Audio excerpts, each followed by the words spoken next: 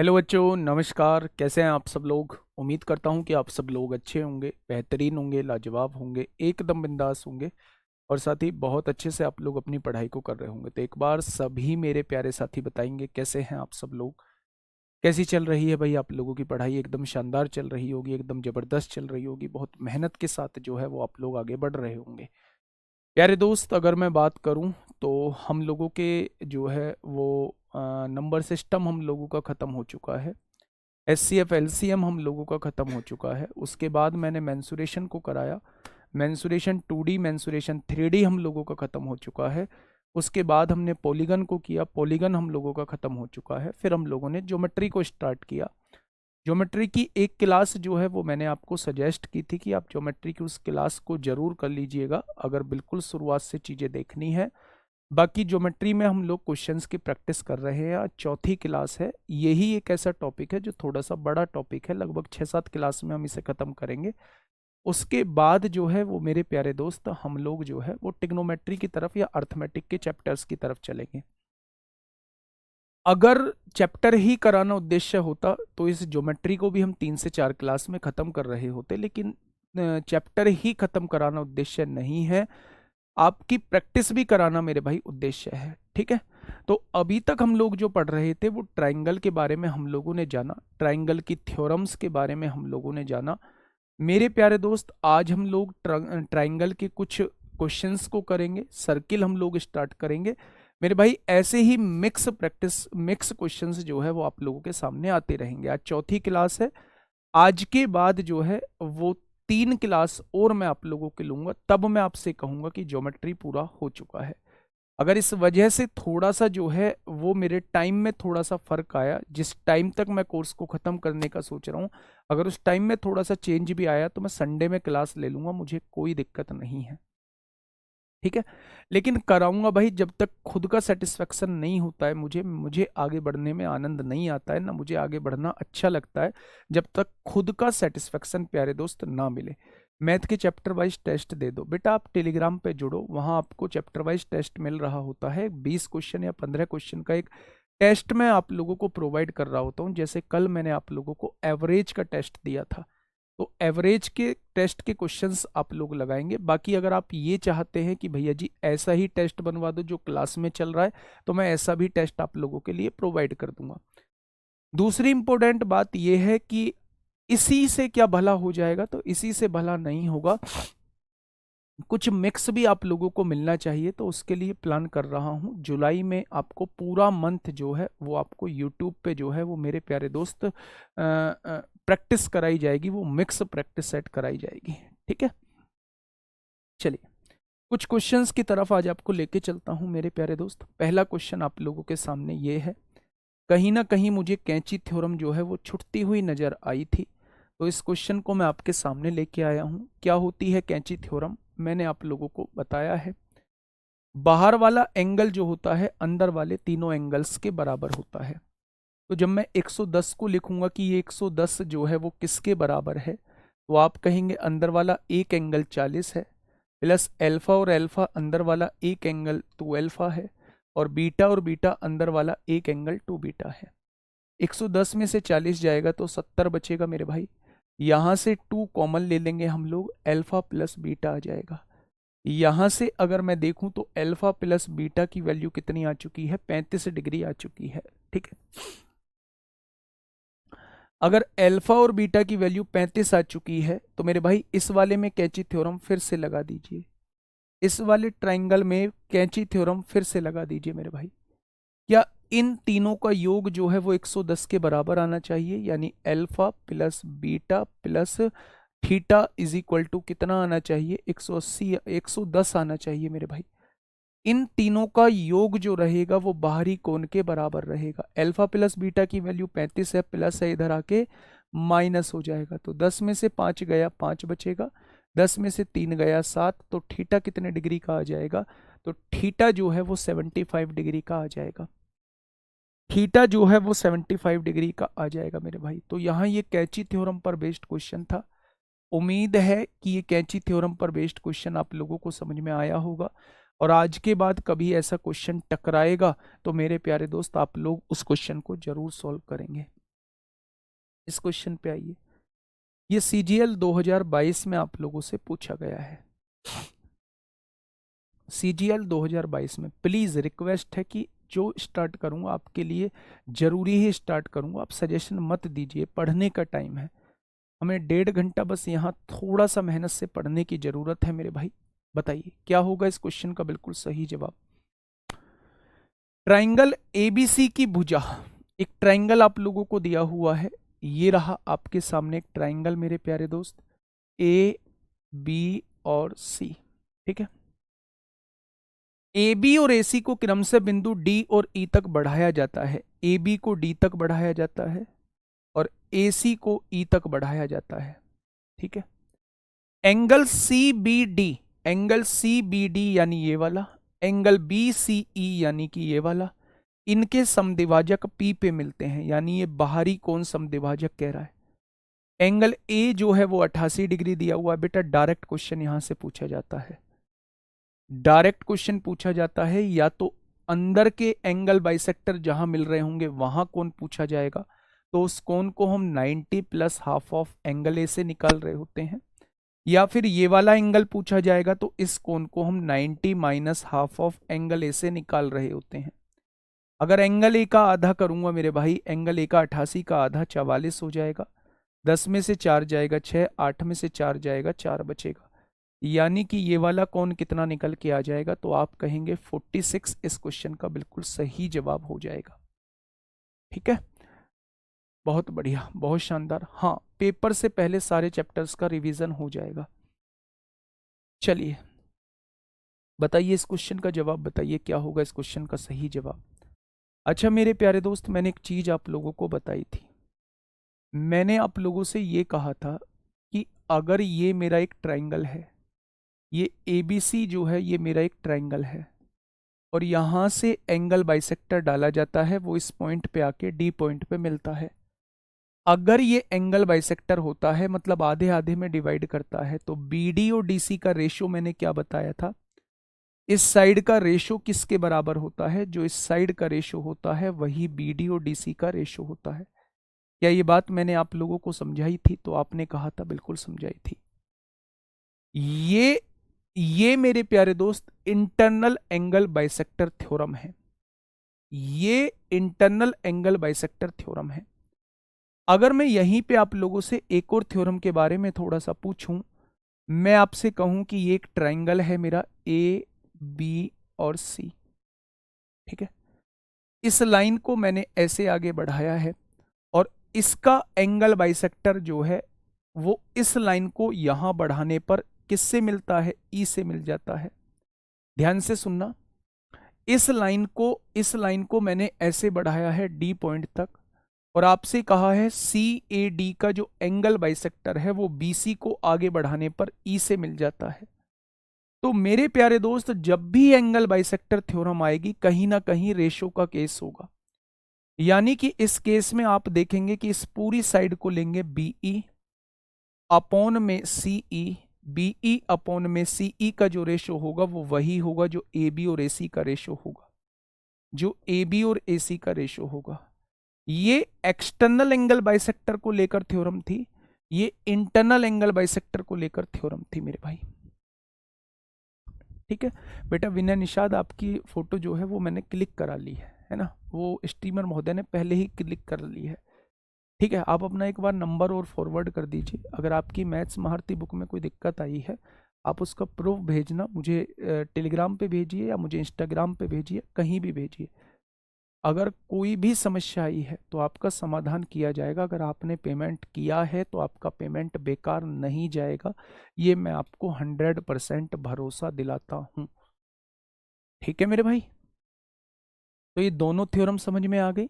इन दोनों का जो रेशो होता है वो इन दोनों के रेशो के इक्वल होता है। अगर पूछा जाए BE अपॉन CE का रेशो पूछा जाए तो वो AB अपॉन AC के बराबर होता है। ठीक है, आइए मेरे भाई, मैं जिस क्वेश्चन की प्यारे दोस्त बात कर रहा था वो ये रहा आपके सामने क्वेश्चन। मेरे प्यारे दोस्त थोड़ा सा ध्यान से समझना, इस क्वेश्चन का जवाब बताइए। अभी बता के आया हूं इस थ्योरम को मेरे प्यारे भाई। एक त्रिभुज एबीसी में AB और AC का रेशियो दिया हुआ है। ये त्रिभुज ABC है आप लोगों के सामने, ABC है आप लोगों के सामने। AB और AC का रेशियो दिया हुआ है 5:2। AB और AC का रेशियो दिया हुआ है 5:2 मेरे भाई, ठीक है। BC जो है वो 9 सेंटीमीटर आप लोगों को दी हुई है, ये 9 सेंटीमीटर आप लोगों को दी हुई है। BA को D तक बढ़ाया जाता है, BA को कहां तक बढ़ाया गया है, D तक बढ़ाया गया है। कौन CAD का समद्विभाजक, CAD यानी इसका समद्विभाजक जो है वो E पर BC से मिलता है, E पर BC से मिलता है, BC पर मिलता है। CE की लंबाई कितनी है वो आपसे ये पूछना चाह रहा है, इसकी लंबाई कितनी है। अच्छा एक बात बताइए, अगर मैं आपसे पूछूं BE और CE का रेशो क्या होगा, BE और CE का रेशो क्या होगा, BE और CE का रेशो वही होगा जो इन दोनों का रेशो है, 5:2 ही होगा। यानी ये पूरी लेंथ तो आ जाएगी, BE तो आ जाएगी 5 यूनिट, और उसमें से CE कितनी आ जाएगी, 2 यूनिट आ जाएगी। तो 5 में से 2 जाएगा तो ये कितनी यूनिट आ जाएगी, ये 3 यूनिट आ जाएगी। और उसने ये दी कितनी है, 9 दी है, तो क्या एक पार्ट की वैल्यू 3 के बराबर आ जाएगी। अगर एक पार्ट की वैल्यू 3 के बराबर हो चुकी है, अगर एक पार्ट की वैल्यू 3 के बराबर हो चुकी है, तो CE की लंबाई वो आपसे पूछना चाह रहा है, यानी कि वो 2 पार्ट की वैल्यू पूछना चाह रहा है। अगर एक पार्ट की वैल्यू 3 के बराबर हो चुकी है तो वो CE की लंबाई पूछना चाह रहा है, यानी वो 2 पार्ट की वैल्यू पूछना चाह रहा है। अगर 1 बराबर 3 तो 2 बराबर कितना हो जाएगा, 6 हो जाएगा। क्या कोई समस्या, आप कहेंगे कोई समस्या नहीं है। तो इन दोनों थ्योरम्स को आप लोग याद रखेंगे, इन दोनों थ्योरम्स को, ये जो मैंने आज आप लोगों के साथ डिस्कस की हैं, इन दोनों थ्योरम्स को आज आप लोग याद रखेंगे मेरे भाई। इस क्वेश्चन पे आइए। इस क्वेश्चन को कराने से पहले मेरे प्यारे दोस्त मैं एक चीज आप लोगों को बताना चाहूंगा। मेरे प्यारे साथी, अगर ये आप लोगों को जो है ये एक ट्रायंगल दिया हुआ है ABC, अगर मैं कहूं कि ये वाला जो है ये एंगल बाइसेक्टर है, तो जहां एंगल बाइसेक्टर कट कर रहे होंगे उस पॉइंट को क्या बोला जाता है, उस पॉइंट को इन सेंटर बोला जाता है। कभी भी आप लोगों से इन सेंटर का रेशो पूछा जाता है। अगर आपसे पूछा जाए AI/ID बताइए कितना होगा, AI/ID बताइए कितना होगा, इन दोनों का रेशो अगर आपसे पूछा जाता है, तो मेरे भाई ये देखना कि ये एंगल बाइसेक्टर किन दो साइड के बीच में, इन दोनों साइड के बीच में, तो इनका योग कर देना AB + AC, और जिस पर ये एंगल बाइसेक्टर डला हुआ है उस साइड से डिवाइड कर देना, ये इसका रेशो निकल के आ जाएगा। अब आप अगर कहते हैं मुझसे कि भैया जी अगर ये एंगल बाइसेक्टर हो, ये वाला मुझसे पूछा जाए BI/IF का रेशो, अगर मुझसे पूछा जाता है BI/IF का रेशो पूछा जाता है, तो मैं आपसे पूछूंगा एंगल बाइसेक्टर का रेशो पूछा जा रहा है। तो सबसे पहले आप ये देखिए कि ये वाला एंगल बाइसेक्टर जो है किन दोनों साइड के बीच में है, तो एक तो BC के बीच में है और एक मेरे भाई AB के बीच में, तो इन दोनों साइड का योग कर दीजिए, जिस पर ये एंगल बाइसेक्टर पड़ा है उससे डिवाइड कर दीजिए, ये इसका रेशियो निकल के आ जाएगा।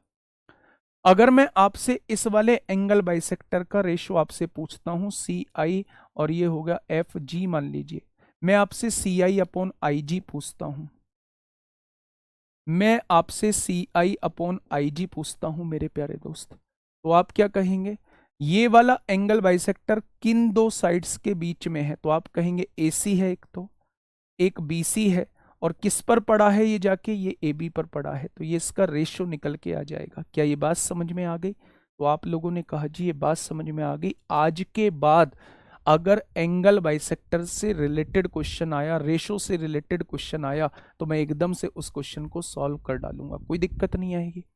अब मेरे प्यारे दोस्त इस क्वेश्चन को आप लोग एक बार मुझे बता दीजिए क्या होगा। मैं थोड़ा सा ऊपर कर देता हूं, सीन 2 की व्यवस्था कर दो भाई, सीन 2 की। जिन लोगों का भी 2025 का एग्जाम है CGL का, वो मेरे प्यारे दोस्त एक बार मैथ्स महारथी बुक जरूर पढ़ के जाएं। मैथ्स महारथी बुक का एक एक कॉन्सेप्ट अगर आपने पढ़ लिया तो मैं दावा करता हूं, मैं आप लोगों से वादा करता हूं कि मेरे प्यारे दोस्त ऐसी कोई चीज नहीं बचेगी जो प्यारे दोस्त आप लोगों के लिए मेरे भाई ऐसी हो कि कोई नई चीज रह गई हो। हर एक चीज को आप लोग बारीकी से रिवाइज कर चुके होंगे अगर आप मैथ्स महारथी बुक का रिवीजन कर जाते हैं। जब मैं आपको ज्योमेट्री पढ़ा रहा हूं तो एक बार उस ज्योमेट्री को जरूर खोलिएगा, उसमें देखिएगा कि मेरे प्यारे दोस्त कुछ चीज मिस तो नहीं है। जब ज्योमेट्री खत्म हो जाए तो मुझे बता देना ये चीज आपकी मिस रह गई है, आपने नहीं कराई है मेरे भाई। हर एक चीज आपको मैं पूरी करा दूंगा जब ज्योमेट्री खत्म करूंगा, इसीलिए ज्योमेट्री में मैंने 3 क्लास अभी और आप लोगों से मांगी है। ठीक है जी। त्रिभुज एबीसी के कौन समद्विभाजक बिंदु ओ पर मिलते हैं? ये कौन समद्विभाजक हैं? ये एंगल बाइसेक्टर हैं। ए ओ अपॉन ओ ई, ए ओ अपॉन ओ ई। आप मुझे बताइए ए ओ अपॉन ओ ई कैसे निकालेंगे? आप ए ओ अपॉन ओ ई के बारे में मुझे बताइए, आप कैसे निकालेंगे? ए ओ अपॉन ओ ई किन दो साइड के बीच में है? तो आप कहेंगे एक तो ए बी के, एक तो ए बी के प्यारे दोस्त, और एक ए सी के बीच में है। और किस पर पड़ा हुआ है ये? तो आप कहेंगे ये बी सी पर पड़ा हुआ है। अगर मैं आपसे पूछूं ए ओ अपॉन ओ ई दिया कितना था? तो आप कहेंगे 7/4 दिया हुआ था। ठीक है। दूसरा दिया है CO upon OD. CO upon OD मुझे बताइए क्या आएगा रेशो? ये सीओ है और ये ओडी है, यानी ये किसके बीच में पड़ा हुआ है? तो आप कहेंगे ए सी प्लस बी सी। और ये किस पर जाके टच हुआ है? तो आप कहेंगे ए बी पर जाके टच हुआ है। तो सीओ अपॉन ओडी कितना दिया हुआ है? 3/2। मेरे भाई बस एक चीज छोटी सी सोचना, ये चीज आप लोग रेशो में भी पढ़ चुके हैं, एक बार छोटी सी चीज सोचना। अगर मैं आपसे ये कहता हूं यहां कौन सी 3 भुजाएं हैं? A B A C B C, यानी कि A B A C B C, क्या त्रिभुज की तीनों भुजाएं हैं? यहां देखूंगा A B A C B C, क्या यहां भी वही त्रिभुज की तीनों भुजाएं हैं? क्या त्रिभुज की तीनों भुजाओं को जोड़ के सेम आना चाहिए था? 7 और 4 11, 3 और 2 5। अगर यहां भी वही त्रिभुज की तीनों भुजाएं हैं जो यहां त्रिभुज की तीनों भुजाएं हैं, तो तीनों भुजाओं को जोड़ के दोनों जगह सेम वैल्यू आनी चाहिए थी या नहीं? तो आप कहेंगे बिल्कुल सेम आनी चाहिए थी। तो ये सेम नहीं है, तो इसको सेम करना पड़ेगा। आपको यहां 5 की गुणा करनी पड़ेगी, ये वाला 35 हो जाएगा, ये वाला 20 हो जाएगा। आपको यहां 11 की गुणा करनी पड़ेगी, ये 33 हो जाएगा, ये 22 हो जाएगा। मेरे भाई यहां भी 55 बैठ रहा है, यहां भी 55 बैठ रहा है, तीनों को जोड़ के 55 बैठ रहा है। बीसी की वैल्यू कितनी आ चुकी है? 20, यानी कि ये वैल्यू कितनी आ चुकी है? तो ये बता चुके हो आप, 20 आ चुकी है। ए बी की वैल्यू कितनी आ चुकी है? 22 आ चुकी है। टोटल था 55, 22 ये हो चुका है, 20 ये हो चुका है, 42 हो चुका है, बचा कितना? 13। तो ए सी की वैल्यू कितनी आ जाएगी? 13 आ जाएगी। अब क्वेश्चन ने कहा है बीओ अपॉन ओ एफ बताओ, बीओ अपॉन ओ एफ पूछ रहा है, यानी ये वाला एंगल बाइसेक्टर किन दो साइड के बीच में है? इन दोनों के। तो इनका योग कर दीजिए, 22 और 20 कितना? 44 हो जाएंगे। 22 और 20 कितना? 42 हो जाएंगे। और ये वाला एंगल बाइसेक्टर किस पे पड़ा है? इस पर पड़ा है, तो 42/13 इस क्वेश्चन का जवाब हो जाएगा, यानी option number A is the correct answer. Recall हुई चीजें एंगल बाइसेक्टर से रिलेटेड? अच्छा, मुझे एक बार दोहराओगे, मुझे एक बार ये बताओगे कि एंगल बाइसेक्टर से रिलेटेड चीजें मैंने क्या क्या पढ़ाई हैं? एंगल बाइसेक्टर से रिलेटेड चीजें मैंने क्या पढ़ाई हैं? आज पढ़ाया है आपको एंगल बाइसेक्टर से रिलेटेड रेशियो पढ़ाया है। आज से पहले एंगल बाइसेक्टर से रिलेटेड मैंने एंगल पढ़ाया था कि जहां एंगल बाइसेक्टर कट करते हैं वहां बना कोण 90 plus half of angle A होता है। बाहर देखें तो 90 minus half of angle A होता है। मेरे भाई मास पॉइंट थ्योरम सर प्लीज बताएं, वेट कर लो थोड़ा सा, जब चैप्टर खत्म हो जाए मुझे बता देना कि आप मास पॉइंट थ्योरम छोड़ के आए हो।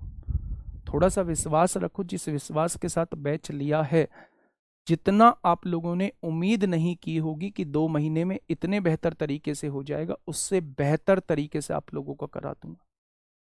ठीक है, चलिए मेरे प्यारे दोस्त, जब मैंने शेड्यूल बनाया था आपका, जिस दिन बैच स्टार्ट किया था, तो मैंने आपका कोर्स जो है वो 2 से 3 तारीख में ख़त्म करने का शेड्यूल बनाया था।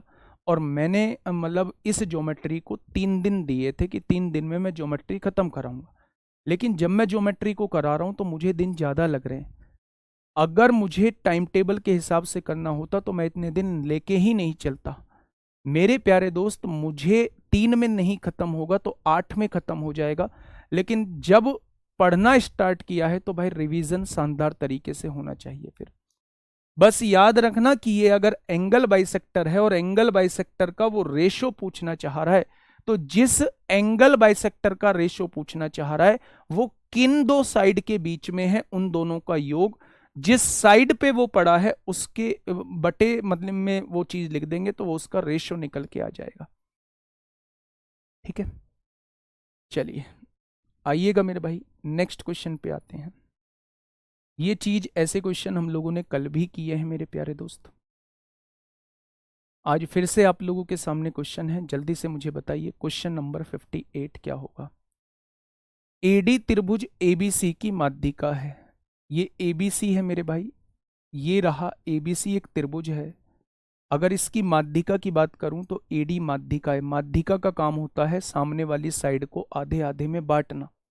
ठीक है, पी त्रिभुज एबीसी का केंद्रक है। केंद्रक बता दीजिए मुझे फटाफट, जहां पे सारे मीडियन कट करते हैं उस पॉइंट को केंद्रक कहते हैं बच्चे।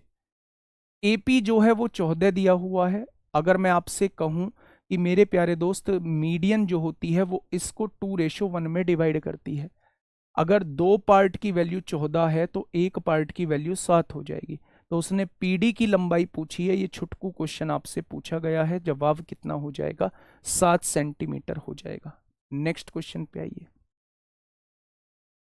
नेक्स्ट क्वेश्चन पे आइए, क्वेश्चन नंबर 59। ये भी बता चुका हूं आप लोगों को, आपका आंसर आना चाहिए। जो चीज मैं बता चुका हूं उस पे आप लोगों का मेरे प्यारे दोस्त आंसर आना चाहिए, तभी मजा है मेरे भाई पढ़ने में भी और पढ़ाने में भी। ट्राइंगल एबीसी में कोण बीएसी जो है वो 90 डिग्री है, यानी ए जो दिया गया है वो 90 डिग्री दिया हुआ है। तो यहां बी ले लेते हैं, यहां सी ले लेते हैं। बी ए सी मतलब ये 90 डिग्री आप लोगों को दिया हुआ है। यदि बीसी जो है वो 25 दिया हुआ है आप लोगों को, तो माध्यिका एडी की लंबाई बताइए। कल ही मैंने एक थ्योरम बताई थी आप लोगों को, बताइए क्या होगी माध्यिका एडी की लंबाई क्या होगी। कोई भी ऐसा योद्धा जो मुझे बता पाए। बिल्कुल सही, मैंने कहा था कल भी आपको एक थ्योरम बताई थी कि अगर एक राइट एंगल ट्राइंगल है और आप राइट एंगल जहां बन रहा है वहां से माध्यिका खींचते हैं तो वो मेरे प्यारे दोस्त हाइपोटेन्यूस के मिड पॉइंट पे जाके मिलती है, यानी ये दोनों बराबर हो जाएंगी। ये 25 है तो 12.5 ये हो जाएगी, 12.5 ये हो जाएगी, और जितनी ये होती हैं ये आपस में तीनों बराबर हो जाती हैं। ये 12.5 ये 12.5 तो ये भी 12.5 हो जाएगी। तो वो माध्यिका की लेंथ आपसे पूछना चाह रहा है, माध्यिका की लेंथ कितनी हो जाएगी, तो आप कहेंगे मेरे भाई 12.5 हो जाएगी। ठीक है, नेक्स्ट क्वेश्चन पे आइए, क्वेश्चन नंबर 60। ये भी क्वेश्चन मैंने प्यारे दोस्त, ये भी क्वेश्चन मैंने प्यारे दोस्त आप लोगों को कल थोड़ा सा समझाया था। जल्दी से बताइए क्या होगा इस क्वेश्चन का साथी। बिल्कुल सही जवाब, क्वेश्चन नंबर 60 क्या कहना चाह रहे हैं। हाँ देखिए मेरे भाई, ट्राइंगल एबीसी में दो माध्यिकाएं हैं। ट्राइंगल एबीसी में दो माध्यिकाएं हैं। ये मेरे भाई ए है, ये मेरे भाई बी है, और ये मेरे भाई सी है। एडी और बीई जी पर समकोण पर प्रतिच्छेद करती हैं। एडी यानी कि ये वाली, बीई यानी कि ये वाली, ये 90 डिग्री पर समकोण पर काटती हैं। ऐसा क्वेश्चन मैंने कल भी आप लोगों को कराया था। एडी जो है वो 12 दी गई है। अगर 12 दी गई है मेरे भाई, तो अगर ऊपर वाला हिस्सा निकालना चाहते हो तो 3 चौक 12, ऊपर वाला हिस्सा 8 आ जाएगा, नीचे वाला हिस्सा 4 आ जाएगा। बीई जो है वो 9 सेंटीमीटर दी गई है। 9 का मेरे भाई 2/3 निकाल दो मेरे प्यारे दोस्त, तो आप कहेंगे ऊपर वाला हिस्सा 6 आ जाएगा, नीचे वाला हिस्सा 3 आ जाएगा। तो ए बी की लंबाई उसने पूछी है, यानी वो आपसे इस वाले की वैल्यू पूछना चाह रहा है, वो आपसे इस वाले की वैल्यू पूछना चाह रहा है। तो जब यहां ये 90 डिग्री बन रहा है तो कहीं ना कहीं ये राइट एंगल ट्राइंगल बन रहा होगा, और राइट एंगल ट्राइंगल में दो साइड, एक 6 है एक 8 है, तो तीसरी भुजा 10 नहीं हो जाएगी। 6 8 10 का तो ट्रिपलेट होता है, तो ये वाली भुजा 10 हो जाएगी मेरे प्यारे दोस्त। मैं फिर से कहता हूं इस क्वेश्चन को कम से कम बहुत सारी शिफ्टों में पूछा जाएगा, इस क्वेश्चन को बहुत सारी शिफ्टों में पूछा जाएगा। तो इस क्वेश्चन को प्यारे दोस्त आप लोग बहुत अच्छे तरीके से करके जाएं। बताइए। यहाँ पे मेरे प्यारे दोस्त, यहाँ पे मेरे प्यारे दोस्त, थोड़ा सा आप लोगों को यहाँ पे थोड़ा सा एक फॉर्मूला मुझे बताना पड़ेगा। पहले आप मुझे बताइए आप क्या सोच पा रहे हैं, आप क्या सोच पा रहे हैं मेरे भाई ऐसे क्वेश्चन में। मेरे भाई आप लोगों को कहा है उस त्रिभुज के अंतः केंद्र और परिकेंद्र के बीच की दूरी। क्या कोई व्यक्ति मुझे ऐसा मौजूद है जो मुझे ये बता पाए कि इन सेंटर और सरकम सेंटर के बीच की डिस्टेंस कैसे निकालते हैं किसी भी ट्राइंगल के अंदर। इन सेंटर मतलब अंतः केंद्र मतलब आर, सरकम सेंटर मतलब परिकेंद्र मतलब कैपिटल आर। इन दोनों के बीच की दूरी कैसे निकालते हैं, क्या कोई मुझे बता पाएगा? इन दोनों के बीच की दूरी कैसे निकालते हैं, क्या कोई मुझे बता पाएगा? तो आप कहेंगे बिल्कुल, डिस्टेंस का जो फॉर्मूला होता है वो होता है आप बड़े कैपिटल आर के स्क्वायर में से अगर आप लोग इसको घटा देंगे तो मेरे प्यारे दोस्त आप लोगों को इन दोनों के बीच की दूरी पता लग जाएगी। इन दोनों के बीच की दूरी पता लग जाएगी। अच्छा, ट्राइंगल की साइड दी हुई है 6, 8, 10, तो 6, 8, 10 ट्रिपलेट होता है। क्या आपको ये समझ में आ रहा है कि ये तो भाई साहब ट्रिपलेट दिया हुआ है, ट्रिपलेट दिया हुआ है तो ये राइट एंगल ट्राइंगल हो जाएगा। अगर मैं स्मॉल आर निकालूं तो कैसे निकालते हैं? किसी भी राइट एंगल ट्राइंगल के अंदर स्मॉल आर निकालने का तरीका ये होता है और कैपिटल आर निकालने का तरीका मेरे प्यारे दोस्त ये होता है। ठीक है, अगर मैं आप लोगों से ये कहूं कि P प्लस बी करिए, 8, 6, 14, 14 में से 10 घटाइए 4, 4/2, ये 2 आ जाएगा। यहां 10 का आधा 5 आ जाएगा। आ जाएगा क्या? तो आप कहेंगे बिल्कुल आ जाएगा। अगर मैं इन दोनों के बीच की डिस्टेंस निकालना चाहता हूं, कैपिटल आर का स्क्वायर 25 हो जाएगा, -2 इंटू आर, कैपिटल आर 5 है, स्मॉल आर 2 है, 5 दूनी 10 दूनी 20, 25 में से 20 जाएगा तो √5 आ जाएगा। बहुत इंपॉर्टेंट फॉर्मूला बताया है मैंने, बहुत इंपॉर्टेंट कॉन्सेप्ट आपके सामने बताया है। वो किसी भी ट्राइंगल के अंदर आप लोगों से सरकम सेंटर और इन सेंटर के बीच की दूरी पूछ सकता है। वो दूरी आप लोग तभी निकाल पाएंगे जब आपको मेरे भाई इन रेडियस और सरकम रेडियस के बारे में पता होगा। अगर थोड़ी देर के लिए मान के चलूं कि ये वाला ट्राइंगल जो है वो मेरा राइट एंगल ट्राइंगल ना होता, अगर ये मान के चलूं कि ये वाला ट्राइंगल जो है वो मेरा राइट एंगल ट्राइंगल ना होता, तो मेरे प्यारे दोस्त हम स्मॉल आर और कैपिटल आर कैसे निकालते आप मुझे बता दीजिए। मान लीजिए वो आप लोगों को भुजा दे देता 6, 12 और 15, 6, 12 और 15, ये 3 भुजा दे देता मेरे भाई, 6, 12 और 6, 12 और यहाँ पे दे देता वो 14, 6, 12 और 14। आप मुझे बताइएगा इसका आप लोग जो है सरकम सेंटर और इन सेंटर के बीच की दूरी कैसे निकालते? तो आप कहते कि सरकम सेंटर और इन सेंटर की दूरी निकालने का फॉर्मूला ये है ना उनके बीच की दूरी का। मैंने कहा हाँ, तो आपको कैपिटल आर की भी जरूरत रहती, आपको स्मॉल आर की भी जरूरत रहती। आप जानते हैं कि अगर कोई ऐसा ट्राइंगल आप लोगों को दिया हुआ है जो मेरे भाई स्केलन ट्राइंगल है, स्केलन मतलब विषम बाहु त्रिभुज है, तो स्मॉल आर निकालने का तरीका होता है इसके एरिया को अर्ध परिमाप से डिवाइड कर दो, स्मॉल आर निकल के आ जाएगा। अगर कैपिटल आर निकालना है तो इसकी तीनों भुजाओं को इसके एरिया के 4 गुणे से डिवाइड कर दो, ये कैपिटल आर आपके सामने निकल के आ जाएगा। ठीक है मेरे भाई, जब भी आपसे सरकम सेंटर और इन सेंटर के बीच की दूरी पूछेगा तो याद रखना ये दोनों वैल्यूज आपके पास होनी चाहिए। और उन दोनों वैल्यूज को निकालने के केवल 2 तरीके मैंने बताए हैं। अगर ट्राइंगल राइट एंगल ट्राइंगल नहीं है, कोई से और टाइप का ट्राइंगल है, तो स्मॉल आर निकालने का तरीका यह होता है एरिया को सेमी पेरीमीटर से डिवाइड कर दो। कैपिटल आर निकालने का तरीका तीनों साइड को मल्टीप्लाई करके एरिया के 4 टाइम से आप लोग डिवाइड कर दो मेरे भाई।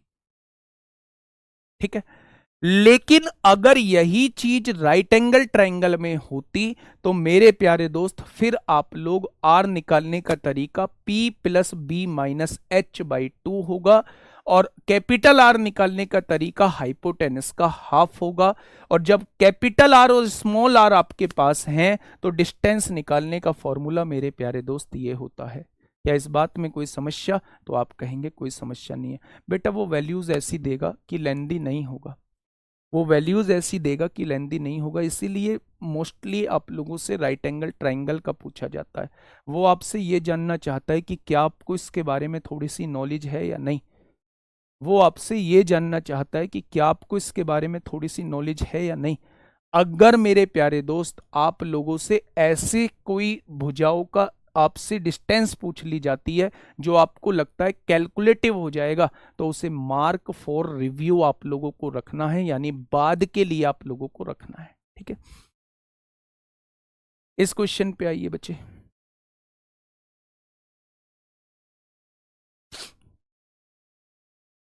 बताइए,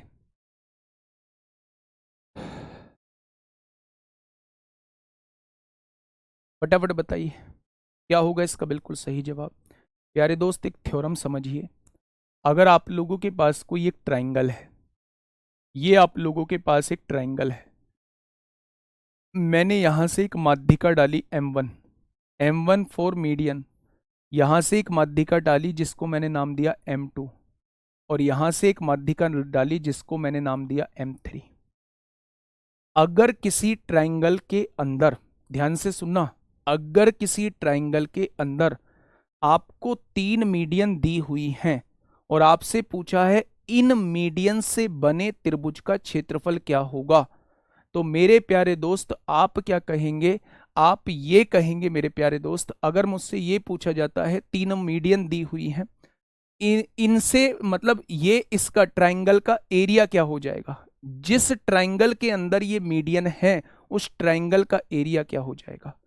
तो आप पहले एरिया निकालिए उस ट्राइंगल का जो मीडियन के द्वारा बनाया गया है, M1 M2 M3 के द्वारा जो ट्राइंगल बनाया गया है उसका एरिया निकालिए, और अगर उसके एरिया में 4/3 की गुणा कर देंगे तो आपके पास एरिया ऑफ एबीसी आ जाएगा,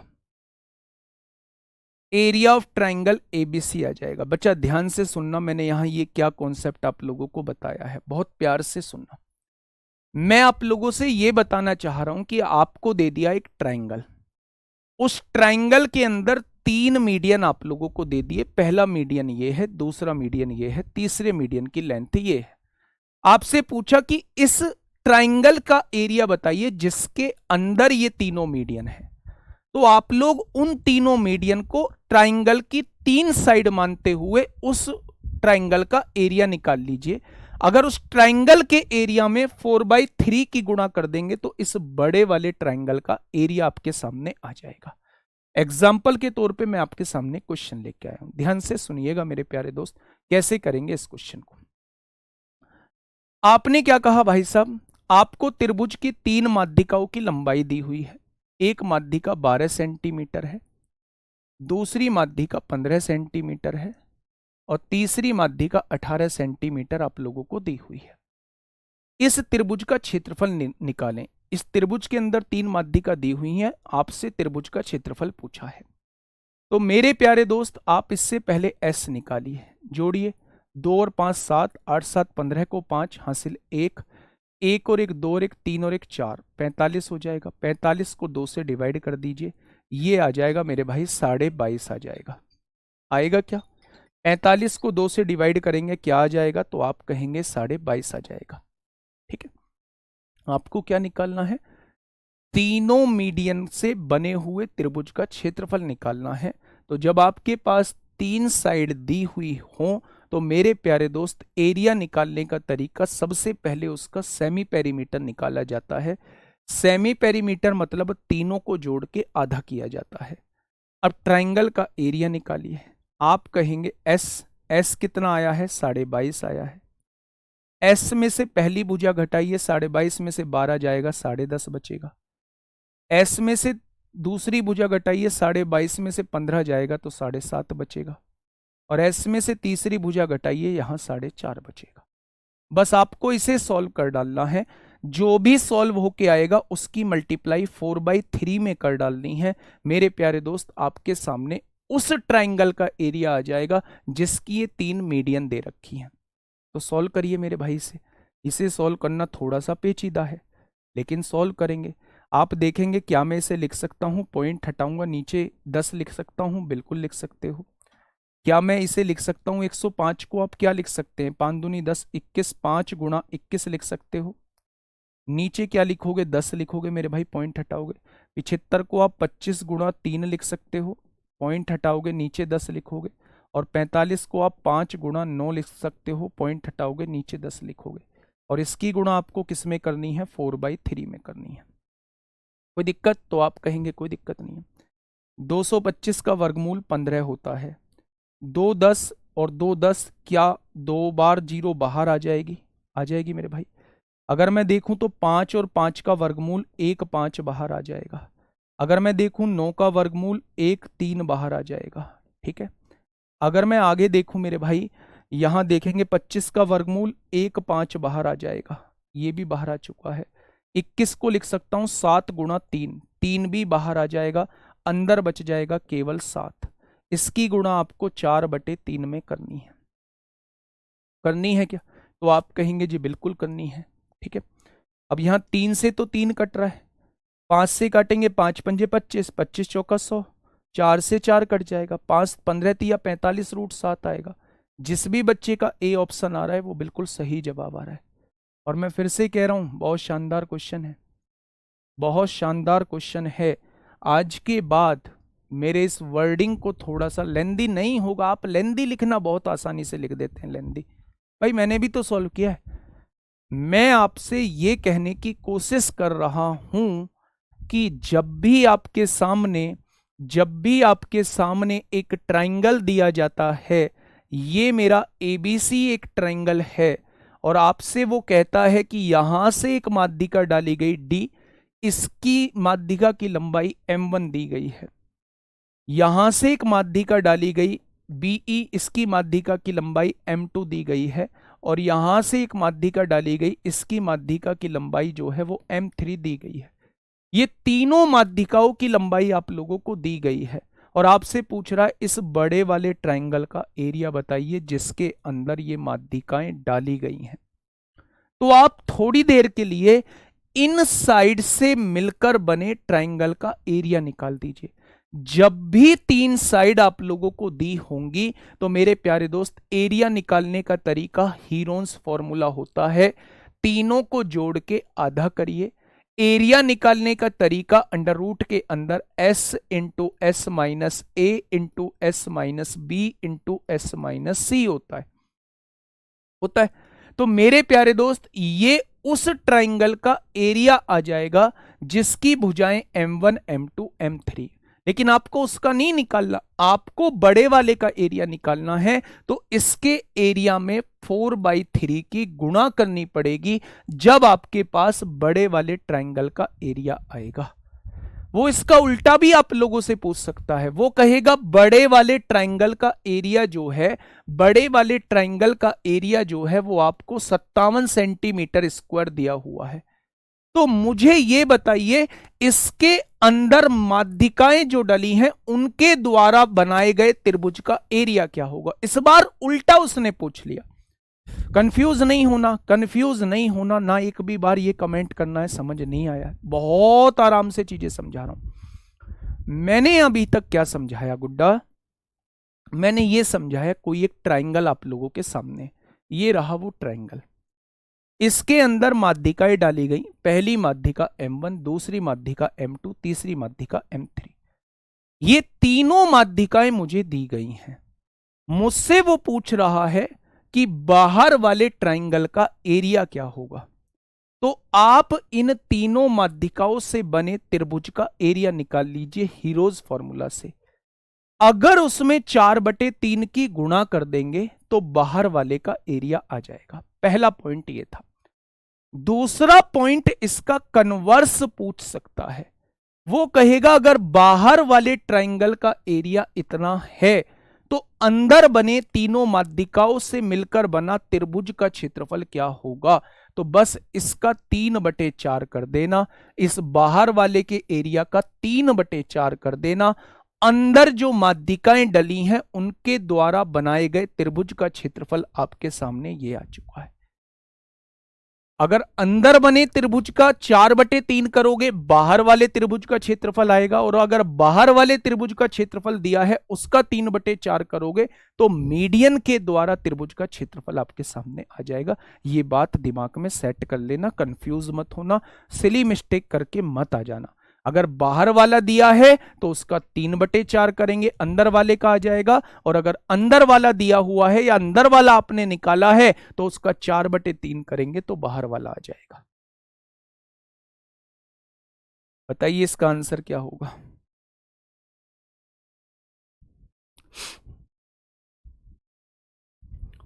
बिल्कुल ऐसे ही है। मुझे बता दीजिए क्या होगा इस क्वेश्चन का बिल्कुल सही जवाब। क्वेश्चन नंबर 63 क्या कहना चाह रहा है मेरे भाई?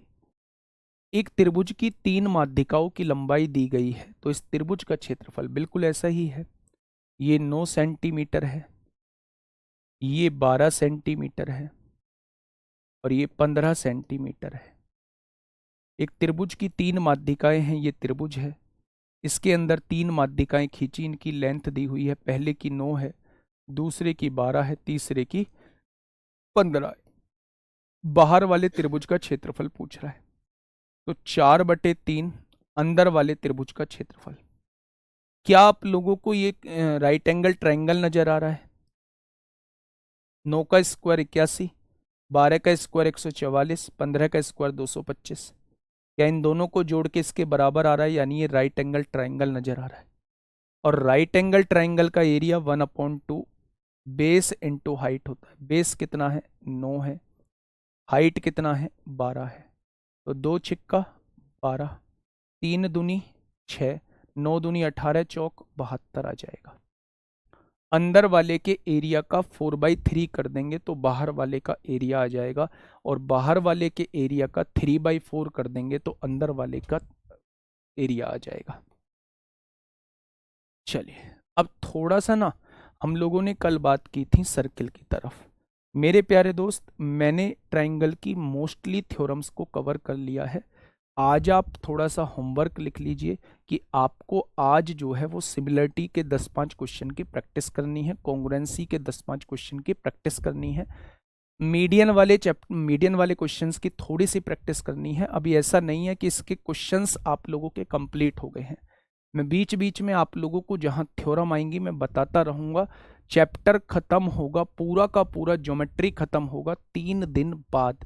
यानी आज बुधवार है, बृहस्पतिवार में भी क्लास होगी, शुक्रवार में भी क्लास होगी, शनिवार में भी क्लास होगी, सोमवार से हम लोग जो है वो अगले चैप्टर की तरफ चलेंगे।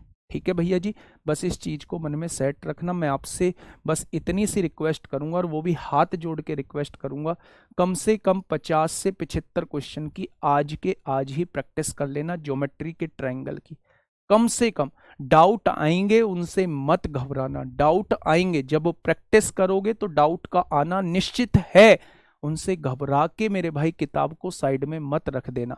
मैं ये कहता हूं शुरू के 10 क्वेश्चन भी ना होना आपसे तो 11वें क्वेश्चन की तरफ बढ़ना, लेकिन ये उम्मीद से मत छोड़ देना भाई शुरू के 10 नहीं हुए तो मुझसे कुछ नहीं आता, मैं नहीं करूंगा। नहीं, कितने भी मत हो मेरे भाई, मैं 75 करने के लिए कह रहा हूं, 74 भी मत हो तो कोई बात नहीं, एक तो होगा। तो मेरे प्यारे दोस्त, लेकिन पढ़ना सारे क्वेश्चंस को है, ये बात ध्यान रखना। कल हमने सर्किल की कुछ थ्योरम्स पढ़ी थी, अभी मैंने आपको मीडियन निकालना नहीं बताया है, बस एक छोटा सा टॉपिक बचा है कि अगर किसी ट्रायंगल के अंदर 3 साइड हम लोगों को दी हुई हैं और मुझसे उस ट्रायंगल के अंदर का मीडियन आपसे पूछा है, तो वो वाला कॉन्सेप्ट अभी मैंने नहीं बताया है, और छुटके पुटके कॉन्सेप्ट भी आपके सामने कल ले आऊंगा। ठीक है, सर्किल में हमने कल तमाम तरीके की थ्योरम्स पढ़ी, मैं उन थ्योरम्स को अगले 1 मिनट में रिकॉल कराऊंगा। बस हाँ, गर्दन आप लोगों को हिलानी है कि आपके थ्योरम समझ में आई है या नहीं। मैंने आपसे कहा अगर एक सर्किल है तो उसके अंदर एक कोड डाली गई है, एक सर्किल है उसके अंदर एक कोड डाली गई है, एक सर्किल है उसके अंदर एक कोड डाली गई है, तो ये मेरे भाई एक कोड है। तो सेंटर से अगर इस कोड पर परपेंडिकुलर डालता हूं तो ये आधे आधे में बांट देता है, ठीक है। अगर मैं आपसे कहूं कि ये आपकी एक कोड है और यहां ये सेंटर है, तो अगर ये बराबर लंबाई की कोड है तो ये सेंटर से बराबर दूरी पर होंगी। अगर बराबर लंबाई की कोड है तो ये सेंटर से बराबर दूरी पर होंगी। दूसरी बात, अगर मैं आपसे कहूं कि जो बड़ी कोड है वो सेंटर के नजदीक होगी, जो छोटी कोड है वो सेंटर से दूर होगी। अगली बात यह है कि मेरे प्यारे दोस्त, अगली बात यह है कि अगर मैं आपसे ये कहता हूं, अगर किसी भी सर्किल के अंदर सबसे बड़ी कोड की बात करूं, सबसे बड़ी कोड क्या होती है, तो आप कहेंगे कि जो डायमीटर होता है, जो सेंटर से पास होता है, यही सबसे बड़ी कोड होती है, यही सबसे बड़ी जीवा होती है। ठीक है भैया जी, बहुत सारी थ्योरम्स मैंने बताई थी। अगर ये हैं, एक ही पॉइंट से दो टेंजेंट डाली गई हैं तो दोनों टेंजेंट इक्वल इन लेंथ होती है। अगर मैं आपसे कहूं कि यहां से एक सीकेंट डाली गई है, एक टेंजेंट डाली गई है, ये P है, ये A है, ये B है और ये T है, तो मैंने आपको बताया होगा PT square is equal to PA into PB होता है। ये कोड अंदर भी कट कर सकती हैं, ऐसी भी कंडीशन बन सकती है, यहां वाली भी थ्योरम मैंने आपको बताई है। तो मुझे उम्मीद है कि आप लोग वो सारी थ्योरम्स को एक बार पढ़ के आए होंगे, क्वेश्चंस के साथ आप लोगों को सारी चीजें रिकॉल हो जाएंगी। पहला क्वेश्चन मैं आप लोगों के सामने लेके चल रहा हूं, अच्छे क्वेश्चन है सारे, थोड़ा सा ध्यान देना, हिम्मत मत हारना, मन में नेगेटिव मत लाना कुछ भी कि हमसे नहीं हो पाएगा। भाई साहब, आपसे नहीं होगा तो किसी से भी नहीं होगा, इस सोच के साथ आपको आगे बढ़ना है। बताइए क्वेश्चन नंबर 64 का आंसर दीजिए, क्या होगा इस क्वेश्चन का साथी? बिल्कुल सही जवाब। देखिए, PQ और RS एक वृत्त की दो जीवाएं हैं, इस प्रकार हैं कि PQ 12 सेंटीमीटर है और RS जो है वो 20 सेंटीमीटर है और PQ RS के समानांतर है। यदि PQ और RS के बीच की दूरी 4 सेंटीमीटर है तो वृत्त का व्यास ज्ञात कीजिए। अगर मेरे प्यारे दोस्त क्वेश्चन में ये नहीं कहा हुआ है कि वो वृत्त के सेंटर के एक ही साइड है या ये विपरीत दिशा में है, तो आप उसे एक ही साइड मान के चलेंगे। मेरे प्यारे दोस्त, एक वृत्त आप लोगों को दिया हुआ है, उसने कहा है ये सेंटर है, दो जीवाएं हैं, एक जीवा ये है, एक जीवा ये है। जो बड़ी जीवा होगी वो वृत्त के नजदीक होगी, यानी कि ये जो दी गई है ये RS है जिसकी लंबाई 20 सेंटीमीटर है। ये जो दी गई है ये PQ है, इसकी लंबाई 12 सेंटीमीटर आप लोगों को दी हुई है। ठीक है, PQ RS के समानांतर है, ये दोनों समानांतर हैं। PQ और RS के बीच की दूरी, अगर मैं आप लोगों से ये कहूं कि ये वाली डिस्टेंस जो है PQ और RS के बीच की दूरी, ये वाली डिस्टेंस जो है ये कितनी दी गई है, ये 4 सेंटीमीटर आप लोगों को दी गई है। ठीक है, तो वृत्त का व्यास क्या है, यानी पहले हमें रेडियस निकालनी पड़ेगी। अब ध्यान से सुनना मेरे भाई मेरी बात को, अगर ये पूरी कोड 20 है तो यहां से परपेंडिकुलर डाला गया है तो ये आधे आधे में बढ़ जाएगा, ये कितना आ जाएगा 10। अगर ये पूरी 12 है तो ये कितनी आ जाएगी 6। अगर मैं इसको देखता हूं तो ये भी रेडियस है और अगर मैं इसको देखता हूं तो ये भी रेडियस है। सेंटर से सरफेस तक की डिस्टेंस रेडियस कहलाती है। ये भी आर है और ये भी आर है, कोई दिक्कत तो नहीं है। तो आप कहेंगे both are at same side, how do you know? बेटा मैंने कहा है जब तक वो मेंशन नहीं करेगा, जब तक वो मेंशन नहीं करेगा, जब तक हमें एक ही साइड लेनी है, जब तक वो मेंशन नहीं करेगा, जब तक हमें एक ही साइड लेनी है। ठीक है मेरे प्यारे दोस्त, अगर मैं इस लंबाई को x मान लेता हूं, थोड़ी देर के लिए इस लंबाई को x मान लेता हूं, तो इस पे पाइथागोरस थ्योरम लगाइए। पाइथागोरस थ्योरम ये कहती है R square is equal to क्या आएगा, एक्स स्क्वायर प्लस 10 का स्क्वायर 100। क्या ये आर स्क्वायर की वैल्यू है? आप कहेंगे बिल्कुल है। इस वाले ट्राइंगल पे आप लोग जो है वो पाइथागोरस थ्योरम लगाइए। ये क्या है, रेडियस है, रेडियस मतलब आर स्क्वायर की वैल्यू क्या आएगी, एक्स प्लस 4 का स्क्वायर x प्लस 4 का स्क्वायर प्लस 6 का स्क्वायर 36 आएगा। क्या यहां भी आर स्क्वायर की वैल्यू ये है, यहां आर स्क्वायर की वैल्यू ये है, दोनों ही जगह आर स्क्वायर की वैल्यू है, क्या दोनों को बराबर लिख देंगे? क्या दोनों को बराबर लिख देंगे? तो आप कहेंगे बिल्कुल लिख देंगे। अब ध्यान से सुनना, आपने बस थोड़ा सा सॉल्व करने की कोशिश की। ए प्लस बी का होल स्क्वायर होता है A square plus B square plus 2ab, और यहां 36 आप लोगों को दिया हुआ है। एक्स स्क्वायर से एक्स स्क्वायर कट गया। 36 और 16 कितने होते हैं? 52। उधर प्लस का है, इधर आके माइनस का 52 हो जाएगा। इधर क्या है? 8x है, 8 गुणा में है, इधर आके भाग में होगा। 100 में से 52 जाएगा, 48/8, यानी कि ये वैल्यू 6 निकल के आ जाएगी। ये वैल्यू 6 निकल के आ जाएगी। अब क्वेश्चन ने कहा है वृत्त का व्यास क्या है। अगर ये वैल्यू 6 है, ये वैल्यू 6 है और ये वैल्यू 10 है, तो वृत्त का व्यास पूछा है, यानी पहले वृत्त की रेडियस निकालनी होगी। 6 का स्क्वायर कितना हो जाएगा? 36 हो जाएगा। 10 का स्क्वायर 100 हो जाएगा। क्या ये जो है 136 का अंडर रूट हो जाएगा? ये आर की वैल्यू है, और रेडियस में 2 की गुणा कर देंगे तो ये आपके सामने डायमीटर हो जाएगा। 2√136 हो जाएगा। 2√136 हो जाएगा। बस यहां से सॉल्व कर लीजिए। इसे क्या लिख सकते हैं? इसे लिख सकते हैं 4 गुणा 4 तिया 12, 4 चौक 16, तो ये हो जाएगा 4√34 हो जाएगा। 4√34, ऑप्शन नंबर डी। इस क्वेश्चन को करने का तरीका भी यही रहने वाला है, but in question it is not mention. तभी तो कहा है जब मेंशन नहीं हो तो आप उसे सेम साइड मानेंगे। अगर मेंशनड है कि वो विपरीत भुजा में, तो आप उसे विपरीत करके ट्रीट करेंगे मेरे भाई।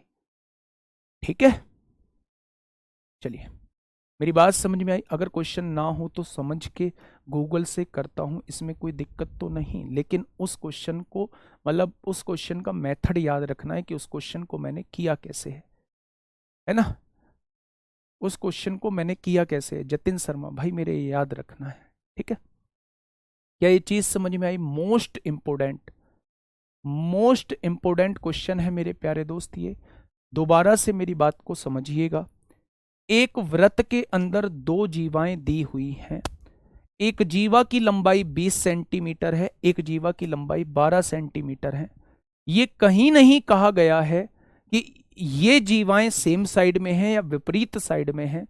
जब तक वो ये ना कहे कि सेम साइड है या विपरीत साइड है, तो आप खुद से मान के चलेंगे वो सेम साइड है। ठीक है, आपने सेम साइड ले लिया। जो बड़ी जीवा होती है वो सेंटर के नजदीक होती है, जो छोटी जीवा होती है वो सेंटर से दूर होती है। अगर ये पूरी लेंथ 20 है तो आधी लेंथ जो है 10 हो जाएगी, या आधी लेंथ 6 हो जाएगी। इन दोनों के बीच की दूरी 4 दी है, इन दोनों के बीच की दूरी मैंने x मान ली। आप पहले इस वाले ट्राइंगल पे पाइथागोरस थ्योरम लगा दीजिए। आर का स्क्वायर जो आएगा वो किसके बराबर आएगा? एक्स स्क्वायर प्लस 10 का स्क्वायर 100 के बराबर आएगा। फिर आप इस वाले ट्राइंगल पे लगा दीजिए, आर का स्क्वायर जो आएगा वो x प्लस 4 का स्क्वायर प्लस 6 का स्क्वायर 36 आएगा। दोनों ही आर की स्क्वायर की वैल्यू है, दोनों को बराबर रख दिया, x की वैल्यू 6 निकल के आ गई। अगर x की वैल्यू 6 आ चुकी है तो इस वाले ट्राइंगल पे आप लोग पाइथागोरस थ्योरम लगा दीजिए। 10 का स्क्वायर 100 होता है, 6 का स्क्वायर 36 होता है, दोनों को जोड़ के 136 आएगा। उसका वर्गमूल कर दोगे तो ये रेडियस आ जाएगा। रेडियस का दुगना ही डायमीटर होता है। 136 को मैं लिख सकता हूं 4 गुणा 34, 4 का वर्गमूल 2 होता है, 2 दूनी 4 हो जाएगा, अंडर रूट 34 बच जाएगा। तो ऑप्शन नंबर कौन सा ठीक हो जाएगा? ऑप्शन नंबर 4√34 हो जाएगा। आइए मेरे प्यारे दोस्त, इस क्वेश्चन की तरफ आइए, फटाफट इस क्वेश्चन का जवाब दीजिए कि क्या होगा इस क्वेश्चन का बिल्कुल सही जवाब। क्वेश्चन नंबर 65 क्या कहना चाह रहा है? बिंदु ए से एक रेखा खींची गई है जो बिंदु बी पर वृत्त की स्पर्श रेखा है। बिंदु बी पर वृत्त की स्पर्श रेखा है। ए से एक बिंदु खींची गई है, ए से एक बिंदु खींची गई है जो बिंदु बी पर वृत्त की स्पर्श रेखा है। बिंदु बी पर वृत्त की स्पर्श रेखा है। बिंदु ए से वृत्त पर एक छेदक रेखा भी खींची गई है। छेदक रेखा जो इसको 2 जगह कट करती है। छेदक रेखा खींची गई है जो इसे बिंदु सी और डी पर काटती है। ये इसे सी और डी पर काट रही है। बहुत बढ़िया। यदि AB की लेंथ 42 आप लोगों को दी हुई है, AC की लेंथ 21 आप लोगों को दी गई है, तो AB और CD का अनुपात बताइए, यानी कि AB और CD का अनुपात बताना है आप लोगों को। ठीक है। अच्छा, मुझे ये बताइएगा, एक छोटी सी बात बताइएगा कि मेरे प्यारे दोस्त, जब एक टेंजेंट हो और एक सीकेंट हो, तो मैंने एक थ्योरम बताई थी, टेंजेंट का स्क्वायर जो होता है, AB का स्क्वायर जो होता है मेरे प्यारे दोस्त, वो AC इंटू एडी के बराबर होता है, AC इंटू एडी के बराबर होता है। क्या इस थ्योरम को हम लोग पढ़ के आए थे?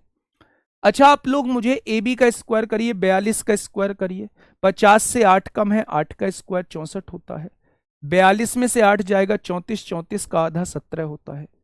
AC कितना है? 21 दिया हुआ है। AD मुझसे पूछा गया है। बात क्लियर हुई? आपने कहा बिल्कुल क्लियर हुई। 21 छिक्का 126, 21 सत्ते 147, 21 अट्ठे 168 होते हैं, 21 चौक 84 होते हैं, तो AD कितना आ जाएगा? 84। अगर पूरी 84 है, 84 में से 21 चला जाएगा तो ये 63 बचेगा मेरे भाई, बचेगा। अब क्वेश्चन ने कहा है AB और CD का अनुपात बताइए। AB कितना है? 42 है, और CD कितना है? 63 है, तो दोनों का रेशियो कितना आ जाएगा? 2:3 आ जाएगा। तो मेन इसमें ये वाली थ्योरम का पता होना जरूरी है।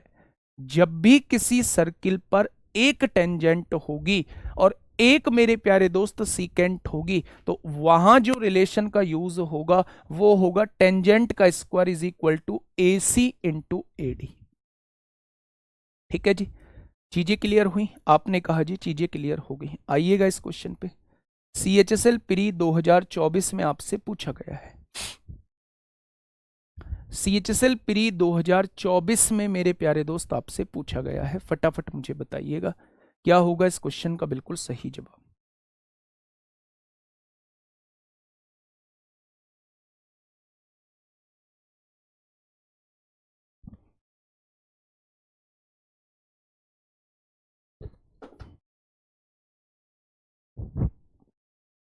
स्क्वायर, बेटा स्क्वायर की ट्रिक तो मैंने बता रखी है। अच्छा, ऐसे कितने लोग हैं इस बैच के अंदर, हाँ, ऐसे कितने लोग हैं इस बैच के अंदर जो सुबह में मेरे भाई फाउंडेशन बैच से जुड़े हुए हैं? ऐसे कितने लोग हैं इस बैच के अंदर जो सुबह में फाउंडेशन बैच से जुड़े हुए हैं? अगर नहीं जुड़े हुए हो तो आप जुड़े रहना मेरे भाई। थोड़ा सा अब हम तेजी से चल रहे हैं, वहाँ थोड़ा सा टाइम ड्यूरेशन भी बढ़ाएंगे, कंपाउंड इंटरेस्ट के बाद सैटरडे की क्लास भी करेंगे। अर्थमेटिक तो पूरा का पूरा हो जाएगा, एडवांस की प्रैक्टिस हम यहाँ कर रहे हैं, तो मुझे नहीं लगता कि आपको कोई समस्या आएगी।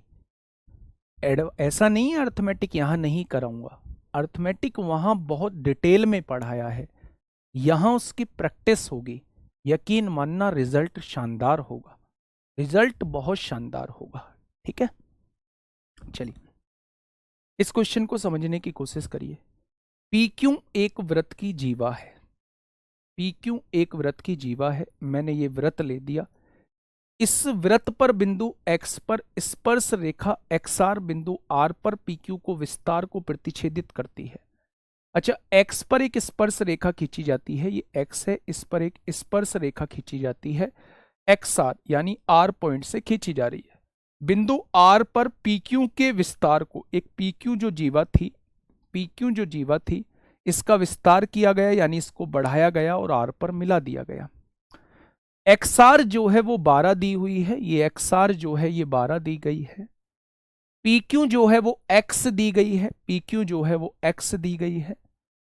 QR जो है वो X-2 है। अच्छा, PQ जो है वो X दी गई है ये वाली, और QR जो दी गई है ये X-2 है, यानी इससे 2 कम है, इससे 2 कम है। ठीक है, क्वेश्चन ने X का मान पूछा है। आप थ्योरम मुझे बताएंगे कौन सी लगेगी यहां? आप थ्योरम मुझे बताएंगे तो आप कहेंगे where I can see foundation batch. बेटा इसी RWSSC एग्जाम्स पे जाइए, और RWSSC एग्जाम पे प्यारे दोस्त आप लोगों को एक प्लेलिस्ट दिखाई देगी जिसमें लगभग 150 वीडियोस हैं, लगभग 150। तो मैंने वहाँ अभी कल जो है वो CI का किस्त चलेंगी, CI खत्म हो जाएगा, परसों तक CI हम लोग खत्म कर लेंगे। उसके बाद जो है वहाँ टाइम एंड डिस्टेंस कराऊंगा, एक ऐसा टॉपिक जो स्कोरिंग भी होता है, जहाँ से क्वेश्चन भी ज़्यादा बनते हैं और जहाँ बच्चों की समस्याएं भी होती हैं, उस टॉपिक को बहुत डिटेल में हम लोग कर रहे हैं। अगर आप लाइव भी नहीं जुड़ सकते मेरे भाई, अगर कोई ऐसा बच्चा है जो 2025 में सीरियस है तो मेरे भाई लाइव नहीं जुड़ सकते, तो आप रिकॉर्डेड फॉर्म में उस क्लास को जरूर लीजिए, रिकॉर्डेड फॉर्म में जरूर लीजिए मेरे भाई। अगर आप लाइव नहीं जुड़ सकते हैं, स्पीड बढ़ा के लीजिए, लेकिन करनी होगी आप लोगों को, ठीक है। लगाइए भाई, टेंजेंट का स्क्वायर 12 का स्क्वायर 144 होता है, x माइनस 2 हो जाएगा, x माइनस 2 हो जाएगा। फिर R Q into R P, दोनों को जोड़ेंगे तो ये 2x माइनस 2 हो जाएगा। जब दोनों को जोड़ेंगे x माइनस 2 प्लस एक्स, तभी तो वो आरपी बनेगी। तो x माइनस 2 प्लस एक्स यानी 2x माइनस 2 हो जाएगा। अच्छा एक चीज मुझे बताओगे, ये 144 है, बहुत बढ़िया, यहां से 2 कॉमन ले लीजिए, ये x माइनस 2 है, यहां से 2 कॉमन ले लिया तो यहां भी x बच गया, यहां प्यारे दोस्त 1 बच जाएगा। 2 से काटेंगे तो 72 बार ये कट जाएगा। क्या ये दिक्कत कोई आप लोगों को? तो आपने कहा कोई दिक्कत नहीं है। अच्छा बाबा, आपको x की वैल्यू निकालनी है, x की वैल्यू 9 रखिए, 9 में से 2 जाएगा 7, 9 में से 1 गया 8, 8 सत्ते 56 होते हैं, लाना 72 है, ये जवाब नहीं होगा। 11 रखिए, 11 में से 2 गया 9, 11 में से 1 गया 10, 9 की गुणा 10 में करेंगे 90 आएगा, लाना 72 है, ये जवाब नहीं होगा। 10 में से 2 गया 8, 10 में से 1 गया 9, 9 अट्ठे 72 होता है। ऑप्शन नंबर सी इस क्वेश्चन का जवाब हो जाएगा। ऑप्शन नंबर सी इस क्वेश्चन का साथी बिल्कुल सही जवाब हो जाएगा। अगर वो मुझसे x की वैल्यू पूछना चाह रहा है तो बाई ऑप्शन इस क्वेश्चन को सॉल्व कर देंगे। आइए इस क्वेश्चन पे, क्वेश्चन नंबर 67, क्वेश्चन नंबर 67 फटाफट बताइएगा। क्वेश्चन नंबर 67 आपके सामने, एक वृत्त की जीवाएं ए बी और सी डी जब बढ़ाई जाती हैं तो वृत्त के बाहर बिंदु P पर मिलती हैं। ये एक वृत्त है, इसकी जीवाएं हैं, एक ए बी जीवा है, एक सी डी जीवा है। जब ये दोनों बढ़ाई जाती हैं तो ये कहाँ मिलती हैं? जब ये दोनों बढ़ाई जाती हैं तो ये बिंदु P पर मिलती हैं, ऐसा क्वेश्चन ने कहा है। यदि ए बी की लेंथ 6 सेंटीमीटर है, सी डी की लेंथ 3 सेंटीमीटर है, पी डी की लेंथ 5 सेंटीमीटर है, तो पी बी किसके बराबर है, ये आपसे पूछा है। प्यारे दोस्त, ये थ्योरम मैंने बताई है कि पी बी की गुणा पी ए में करेंगे, पी बी की गुणा अगर आप पी ए में करेंगे तो वो हमेशा किसके बराबर आएगा? पी डी की गुणा पी सी के बराबर आएगा। वो हमेशा पी डी की गुणा पी सी के बराबर आ जाएगा। कोई दिक्कत समस्या? आपने कहा कोई दिक्कत समस्या नहीं। अच्छा, पी बी की लेंथ कितनी है आपको निकालनी है, पी ए की लेंथ कितनी हो जाएगी मेरे भाई? अच्छा मैं आपसे कहूं पी बी की लेंथ थोड़ी देर के लिए ए मान लीजिए, तो पी बी की लेंथ ए है, पी ए की लेंथ ए प्लस 6 हो जाएगी, ए प्लस 6 हो जाएगी। पी डी की लेंथ 5 है और पी सी की लेंथ 5 और 3 8 हो जाएगी। हो जाएगा क्या? तो मेरे प्यारे दोस्त वो आपसे पी बी की लेंथ पूछना चाह रहा है, तो ये क्या पी बी की लेंथ दी हुई, अब यहाँ ऑप्शन रख लीजिए। पी बी की लेंथ 6 रखी, ये 6 हो गया, 6 और 6 12, 12 छिंग 72 आएगा, जबकि लाना 40 है तो ये नहीं आएगा। 4 रखी, ये 4 हो गया, 6 और 4 10 हो जाएगा, 10 चौक 40 हो जाएगा, लाना भी 40 था, तो पी ए की लेंथ, इस पी बी की लेंथ कितनी हो जाएगी? 4 सेंटीमीटर हो जाएगी। पी बी की लेंथ कितनी हो जाएगी? 4 सेंटीमीटर हो जाएगी। ठीक है, तो ये थ्योरम जो है ये हम लोग पहले ही डिस्कस कर चुके हैं। अच्छा एक थ्योरम मैंने आपको नहीं बताई है अभी, आप मुझे एक चीज बताइएगा। मैंने आपके सामने ये एक वृत्त बनाया, ठीक है, मैंने आपके सामने ये एक छोटा वृत्त बनाया, ये मैंने एक छोटा वृत्त बनाया है। मैं आपसे इसकी लेंथ पूछना चाह रहा हूं, जिसे हम लोग डायरेक्ट कॉमन टेंजेंट कहते हैं। ए बी की लेंथ पूछना चाह रहा हूं। इस वाले सर्किल की रेडियस कैपिटल आर है, इस वाले सर्किल की रेडियस स्मॉल आर है। मैं आप लोगों से, इनके सेंटर्स के बीच की दूरी डी है, तो मैं जस्ट आप लोगों से ए बी की वैल्यू पूछना चाह रहा हूं कितनी हो। अगर मैं आप लोगों से कहूं कि ये तिरछी, ये पॉइंट सी है, ये पॉइंट डी है, अगर मैं आपसे सी डी की लेंथ पूछना चाह रहा हूं, ए बी और सी डी दोनों की लेंथ बतानी है, AB को कहा जाता है उभयनिष्ठ स्पर्श रेखा, उभयनिष्ठ स्पर्श रेखा, डायरेक्ट कॉमन टेंजेंट स्पर्श रेखा, उभयनिष्ठ स्पर्श रेखा। इसे कहा जाता है अनुप्रस्थ स्पर्श रेखा, अनुप्रस्थ स्पर्श रेखा, ट्रांसवर्स स्पर्श रेखा, ट्रांसवर्स कॉमन टेंजेंट। ये होती है डायरेक्ट कॉमन टेंजेंट, ये होती है ट्रांसवर्स कॉमन टेंजेंट। आप मुझे इन दोनों के फॉर्मूले बता दीजिए। अगर ये दो सर्किल आपके सामने दिए हुए हैं, पहले की रेडियस कैपिटल आर है, दूसरे की रेडियस स्मॉल आर है, और आपसे ये डायरेक्ट कॉमन टेंजेंट पूछी जाती है, तो ये क्या होती है, और ट्रांसवर्स यानी तिरछी कॉमन टेंजेंट पूछी जाती है, तो उसका फॉर्मूला क्या होता है। आपको ए बी बताना है, ये वाली लेंथ, आपको सी डी बताना है। कोई भी बच्चा क्या मुझे बताएगा कि ए बी और सी डी की लेंथ कितनी आ जाएगी। डायरेक्ट कॉमन टेंजेंट और ट्रांसवर्स कॉमन टेंजेंट का क्या कोई बच्चा मुझे बता पाएगा। डायरेक्ट कॉमन टेंजेंट, बहुत सही, बहुत सही। तो मेरे प्यारे दोस्त, अगर डायरेक्ट कॉमन टेंजेंट निकालनी है तो थोड़ी सी गलती कर दी है मेरे भाई। डायरेक्ट कॉमन टेंजेंट होती है ये, डायरेक्ट कॉमन टेंजेंट का फॉर्मूला होता है ये। और अगर ट्रांसवर्स कॉमन टेंजेंट निकालनी है, ट्रांसवर्स कॉमन टेंजेंट निकालनी है, तो ट्रांसवर्स कॉमन टेंजेंट का फॉर्मूला होता है ये।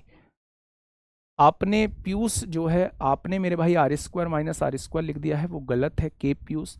इसमें क्या होता है, डी मतलब सेंटर्स के बीच की डिस्टेंस, उसका स्क्वायर माइनस दोनों रेडियस के डिफरेंस का स्क्वायर, यहां दोनों रेडियस के समेशन का स्क्वायर होता है मेरे भाई। ये डायरेक्ट कॉमन टेंजेंट होती है, ये डायरेक्ट कॉमन टेंजेंट होती है मेरे प्यारे दोस्त। और ये जो है ये ट्रांसवर्स कॉमन टेंजेंट होती है, ट्रांसवर्स कॉमन टेंजेंट होती है, ट्रांसवर्स कॉमन टेंजेंट होती है। ये डायरेक्ट कॉमन टेंजेंट, उभयनिष्ठ स्पर्श रेखा और अनुप्रस्थ स्पर्श रेखा मतलब ट्रांसवर्स कॉमन टेंजेंट होती है। ठीक है मेरे भाई, चलिए क्वेश्चन की तरफ आते हैं।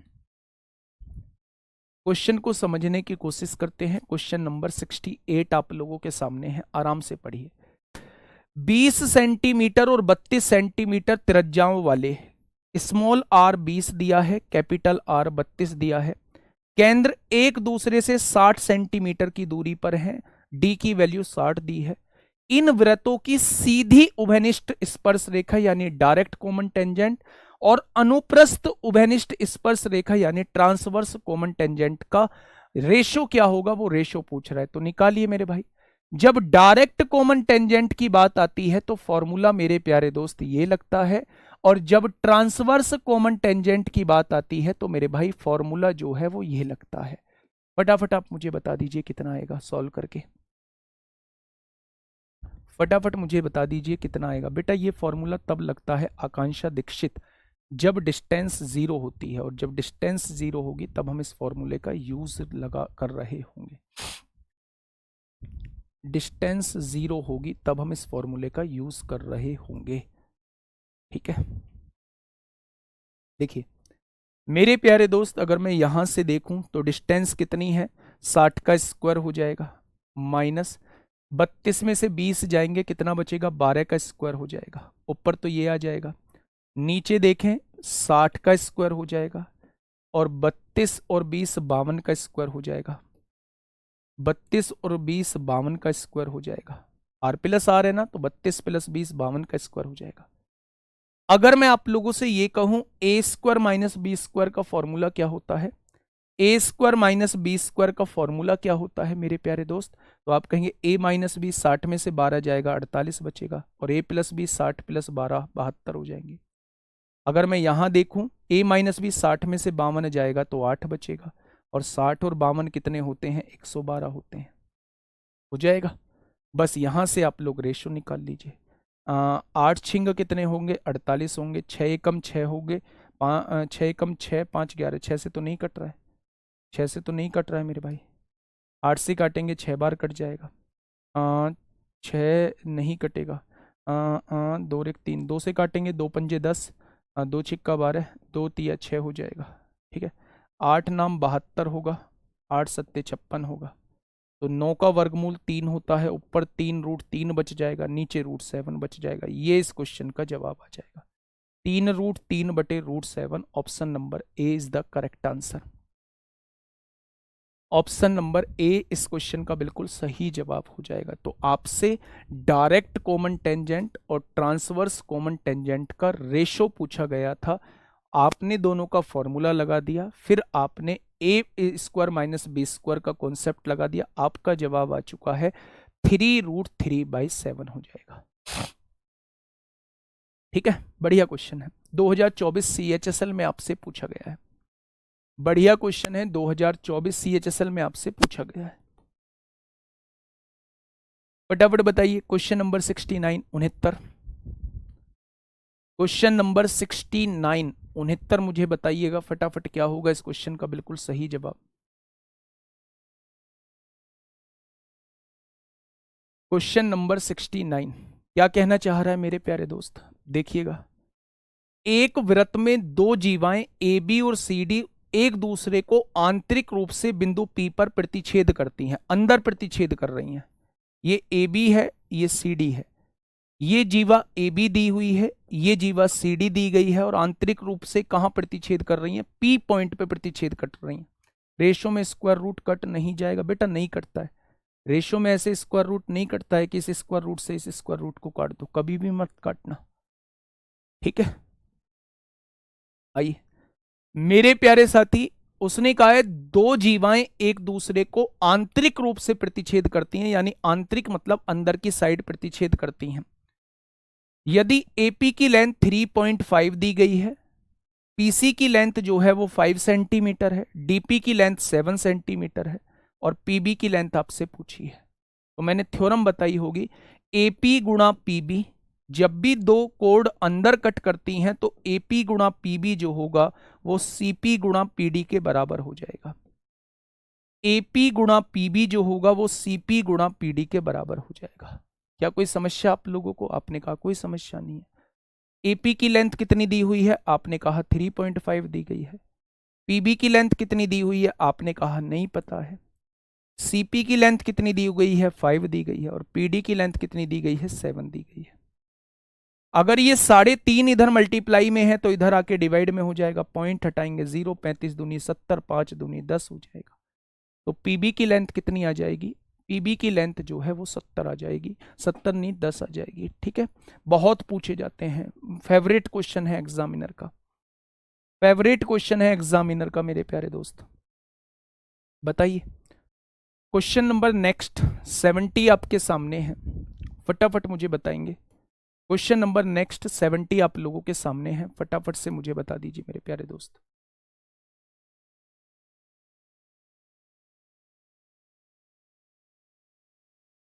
क्वेश्चन नंबर 70 क्या होगा इस क्वेश्चन का बिल्कुल सही जवाब? क्वेश्चन नंबर 70 क्या होगा इस क्वेश्चन का बिल्कुल सही जवाब? समझिए, एक वृत्त में AB तथा DC दो जीवाएं हैं, AB तथा DC दो जीवाएं हैं। एक वृत्त है आप लोगों के सामने, एक वृत्त है, इसमें दो जीवाएं हैं, एक जीवा AB है, ये जीवा AB हो गई, और ये जीवा जो है वो DC है, ये DC हो गई जीवा। अब उसने कहा है जब AB और DC को बढ़ाया जाता है तो वो P पर मिलती हैं। AB को बढ़ाया गया, DC को बढ़ाया गया, ये कहां पर मिल जाती हैं? ये बिंदु P पर मिल जाती हैं। यदि PC की लेंथ जो है वो 5.6 दी गई है, PB की लेंथ जो है वो 6.3 दी गई है, AB की लेंथ जो है वो 7.7 दी गई है, तो CD की लंबाई आपसे पूछी है। क्या ये 2 सेकेंड वाला क्वेश्चन बन जाएगा? लगाइए थ्योरम कौन सी लगेगी? PB into PA। PB कितना है? 6.3 इंटू PA, टोटल कितनी होएगी? 7 3 10 को 0 हासिल, 1 7 6 13 और 1 14 हो जाएगा, बराबर। PC कितना है? 5.6 इंटू PD को PD लिख दीजिए। कोई दिक्कत? तो आपने कहा कोई दिक्कत नहीं है। 5.6 इधर मल्टीप्लाई में है, इधर आके डिवाइड में हो जाएगा, पॉइंट से पॉइंट कट गया। 7 नाम 63 होता है, 7 अट्ठे 56 होता है, 2 सत्ते 14 होता है, 2 चौक 8 होता है, 9 सत्ते 63 होता है, 63/4 हो जाएगा। अगर 63/4 हो चुका है तो 4 एकम 4, 2 बचेगा, 4 पंजे 20 होगा, 3 बचेगा, 4 सत्ते 28, 15.75 आएगा। 15.75 आएगा। कितना आ जाएगा? ये पीडी जो है यानी पूरी लेंथ 15.75 है। अगर पूरी लेंथ में से इसको घटा दोगे, पूरी लेंथ में से इसको घटा दोगे तो ये आगे वाली लेंथ कितनी आ जाएगी? 10.15 आएगी। आंसर कितना आ जाएगा? 10.15 आ जाएगा।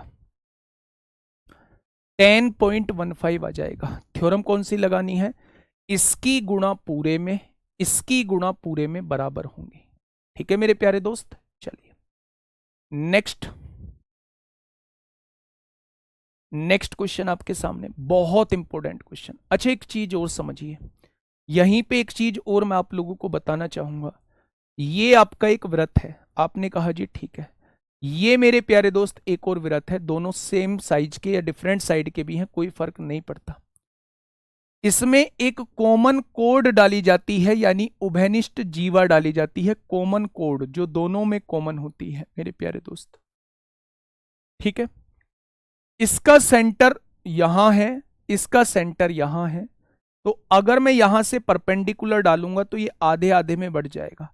तो मेरे प्यारे दोस्त याद रखना, जब मैं इन दोनों के सेंटर्स को मिलाने वाली रेखा खींचता हूं तो ये कॉमन कोड जो है वो आधे आधे में बढ़ जाती है। ये बात मैंने आपको बताई है। आप इसे परपेंडिकुलर ट्रीट करिए, आधे आधे में बढ़ गया, इधर से परपेंडिकुलर डालिए, आधे आधे में बढ़ गया। यानी कि जब भी कॉमन कोड आप लोगों को दी गई हो, उभयनिष्ठ जीवा आप लोगों को दी गई हो और आप दोनों के सेंटर्स को ज्वाइन करने वाली रेखा को खींच रहे हैं, तो मेरे प्यारे दोस्त ये कॉमन कोड जो है हाफ में डिवाइड हो जाएगी। आधा हिस्सा ऊपर होगा, आधा हिस्सा नीचे हो जाएगा। ठीक है, इसके बाद तो हम पाइथागोरस थ्योरम से क्वेश्चन को सॉल्व कर लेंगे। आइएगा इस क्वेश्चन पे। क्वेश्चन नंबर 71 क्या कहना चाह रहा है आप लोगों से? 17 सेंटीमीटर और 25 सेंटीमीटर त्रिज्याओं वाले दो वृत्तों की उभयनिष्ठ जीवा की लंबाई 30 सेंटीमीटर है। जब क्वेश्चन उभयनिष्ठ जीवा का दिया होगा, कॉमन कोड का दिया होगा, तो मेरे प्यारे दोस्त जब क्वेश्चन कॉमन कोड का दिया होगा तो मेरे प्यारे दोस्त वो ऐसे दो वृत्त होंगे जो आपस में कट कर रहे होंगे, तभी तो कॉमन कोड बनेगी भाई, तभी तो मेरे प्यारे दोस्त कॉमन कोड बनेगी। कॉमन का मतलब जो दोनों में कॉमन हो, और दोनों में कॉमन तब बनेगी जब वो दोनों सर्किल एक दूसरे को इंटरसेक्ट कर रहे होंगे, यानी एक दूसरे को काट रहे होंगे। तो ऐसा ही कुछ नजारा होगा देखने में। उसने कहा है एक की रेडियस जो है वो 25 सेंटीमीटर है, ये वाली रेडियस जो है ये 25 सेंटीमीटर आप लोगों को दी गई है, और एक की रेडियस जो है वो 17 सेंटीमीटर है, यानी ये वाली रेडियस जो है वो आपको 17 सेंटीमीटर दी गई है। इस उभयनिष्ठ जीवा की लंबाई जो है वो 30 है, तो ये 15 हो जाएगा, ये 15 हो जाएगा। क्या ये बात समझ में आ गई भाई? जब यहां दोनों के सेंटर्स को हम लोग ज्वाइन करेंगे तो ये वाली रेखा आधे आधे में बांट देगी। अगर पूरी 30 है तो ऊपर 15 हो जाएगा, नीचे 15 हो जाएगा। ठीक है, अब आप मुझे ये बताइए कि क्या इसमें से, क्या आप इस 25 को 5 गुणा 5 लिख सकते हैं? बिल्कुल। क्या इस 15 को 5 गुणा 3 लिख सकते हैं? बिल्कुल लिख सकते हैं। अगर यहां भी 5 है, यहां भी 5 है, तो यहां भी 5 आ जाएगा। पाइथागोरस थ्योरम 3 4 5 का ट्रिपलेट होता है, 3 4 5 का ट्रिपलेट होता है। तो मेरे प्यारे दोस्त ये वाली साइड जो है ये 20 आ चुकी है। कितनी आ चुकी है? 20 आ चुकी है मेरे प्यारे भाई। अगर मैं यहां देखूं तो ये 17 है, ये 15 है, तो 8 15 17 का ट्रिपलेट होता है। 8 15 17 का क्या होता है मेरे भाई? 8 15 17 का ट्रिपलेट होता है। क्या ये बात समझ में आ गई? तो मेरे प्यारे दोस्त 8 15 17 का ट्रिपलेट हो जाएगा। तो ये लेंथ 20 है, ये लेंथ 8 है, तो दोनों की मिला के लेंथ, उसने कहा है केंद्रों के बीच की दूरी ज्ञात करें, तो आप कह देंगे 28 सेंटीमीटर। ये मैंने क्वेश्चन को थोड़ा सा चेंज किया था, ये नहीं, अपना उत्तर निकटतम पूर्णांक में दें भैया, पूरा पूरा आंसर आ रहा है, निकटतम पूर्णांक में देने की आवश्यकता ही नहीं है। ठीक है, मैंने क्वेश्चन को करने का तरीका आप लोगों को बताया है, क्वेश्चन को करने का तरीका आप लोगों को बताया है। कॉमन कोड आधे आधे में बढ़ जाती है। ये 25 है, ये 15 है, तो ये 20 होगा, ये 15 है, ये 17 है, तो ये 8 होगा। दोनों के सेंटर्स के बीच की डिस्टेंस 20 और 8 कितनी हो जाएगी? तो आप कहेंगे 20 और 8 जो है वो 28 हो जाएगी। ठीक है भाई, चलिए next question number 72। Question number 72, 28 कैसे होगी सर? बेटा जी जोड़ो ना सेंटर्स के बीच की डिस्टेंस। ये कितनी है? ये है 20, और ये कितनी हो जाएगी?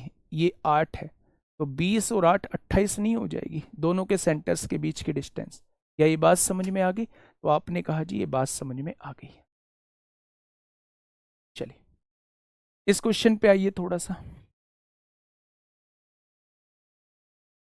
सर्किल एक दूसरे के अंदर नहीं है भाई साहब, सर्किल एक दूसरे के अंदर नहीं है, कट कर रहे हैं एक दूसरे को, कट कर रहे हैं एक दूसरे के अंदर नहीं है। उभयनिष्ठ जीवा की लंबाई दी हुई है, तो दोनों वृत्तों के केंद्र के बीच की दूरी पूछी है। एक दूसरे के अंदर थोड़ी ना है मेरे भाई। जो एक दूसरे के अंदर होते हैं उन्हें कॉन्सेंट्रिक सर्किल बोला जाता है, उन्हें कॉन्सेंट्रिक सर्किल यानी कि सकेंद्रित वृत्त बोला जाता है मेरे भाई। देखिए कौन से क्वेश्चन पे हैं हम? 72, 71 हम लोग कर चुके हैं, 72 पे आइए। देखिए ए बी एक वृत्त की जीवा है, एक वृत्त है, इसकी जीवा दे रखी है ए बी, जिसकी त्रिज्या 1.7 सेंटीमीटर है। ये हो गई ए बी एक वृत्त की त्रिज्या हो गई जीवा। इसकी त्रिज्या जो दी हुई है 1.7 सेंटीमीटर दी हुई है, यानी 1.7 सेंटीमीटर आप लोगों को दी हुई है। 1.7 सेंटीमीटर आप लोगों को दी हुई है, त्रिज्या जो दी हुई है 1.7 सेंटीमीटर आप लोगों को दी हुई है। यदि वृत्त के केंद्र से इस जीवा ए बी की दूरी 0.8 है, तो जीवा ए बी की लंबाई, बड़ा आसान नहीं है, 8 15 17 का ट्रिपलेट होता है, तो यहां भी पॉइंट है, यहां भी पॉइंट है, तो यहां भी पॉइंट आ जाएगा। अगर ये 1.5 है तो ये भी 1.5 होती है, क्योंकि ये वाली लाइन जो है आधे आधे में बांटती है, आधा अगर 1.5 है तो आधा भी 1.5 होगा। ठीक है, तो मेरे प्यारे दोस्त ये पूरी जीवा की लंबाई कितनी आ जाएगी? 3 आ जाएगी। ठीक है, क्या ये बात समझ में आई? तो आपने कहा जी ये बात समझ में आ चुकी। बहुत आसान सा क्वेश्चन था, प्री में कम से कम लाखों करोड़ों बार पूछा गया है, प्री में लाखों करोड़ों बार आपसे पूछा गया है। कल मैंने आप लोगों को एक थ्योरम समझाई थी, कल मैंने आप लोगों को एक थ्योरम बताई थी। मैंने आपसे कहा था अगर ये वृत्त है, यहां एक टेंजेंट है, इस पे डला हुआ, इस पे डली हुई ये टेंजेंट है, ये कोड है। मैंने कहा था कि एक सर्किल की कोड और टेंजेंट के बीच का एंगल, कोड और टेंजेंट के बीच का एंगल अगर थीटा दिया हुआ है, तो ये कोड वृत्त की परिधि पे जहां भी एंगल बनाएगी वो थीटा डिग्री का ही होगा। ये कोड जो है वृत्त की परिधि पर जहां भी एंगल बनाएगी वो थीटा डिग्री का ही होगा। ये कोड जो है वृत्त की परिधि पर जहां भी एंगल बनाएगी वो थीटा डिग्री का होगा। जो कोण टेंजेंट और जो कोण कोड और टेंजेंट के बीच का होता है, वही कोण मेरे भाई उस कोड के द्वारा वृत्त की परिधि पर जहां भी बनेगा वो उतना ही होगा। ये चीज मैंने आपको बताई थी। इस क्वेश्चन पे आइए, ये 28 फरवरी 2022 में मेरे प्यारे दोस्त आपसे पूछा गया है, ध्यान से सुनिए। एबीसीडी एक चक्रीय चतुर्भुज है। अब जब बात चक्रीय चतुर्भुज की आती है तो मेरे प्यारे दोस्त चक्रीय चतुर्भुज वो चतुर्भुज होता है, चक्रीय चतुर्भुज वो चतुर्भुज होता है जिसके चारों वर्टेक्स जो है वो वृत्त की परिधि पर होते हैं। अपोजिट एंगल्स का सम जो होता है वो 180 डिग्री होता है। बेटा कमेंट पढ़ने का टाइम कहां है प्रीत? लैपटॉप में सो नहीं हो रही है, सो हो जाएंगी, एक बार देखो मेरे प्यारे भाई, हो जाएंगे सो। आप देखिए एक चक्रीय चतुर्भुज आप लोगों को दिया हुआ है। चक्रीय चतुर्भुज का मतलब यह होता है एक ऐसा चतुर्भुज जिसके चारों वर्टिसेस जो हैं वो वृत्त की परिधि पर होते हैं। इसकी प्रॉपर्टी ये होती है कि चक्रीय चतुर्भुज में अपोजिट एंगल्स का सम 180 डिग्री होता है। बस इतना आप लोगों को याद रखना है। आगे बढ़िए। एंगल बी जो है वो 104 दिया गया है। ये एंगल बी जो है ये 104 आप लोगों को दिया गया है। उसने कहा है ए और सी पर खींची गई स्पर्श रेखाएं, ए और सी पर खींची गई स्पर्श रेखाएं एक अन्य बिंदु पी पर मिलती हैं। ए पर खींची गई स्पर्श रेखा और सी पर खींची गई स्पर्श रेखा, मेरे भाई ये थोड़ी सी फिगर जो है वो सही नहीं आएगी। थोड़ा सा हम लोगों ने ना एक काम करते हैं,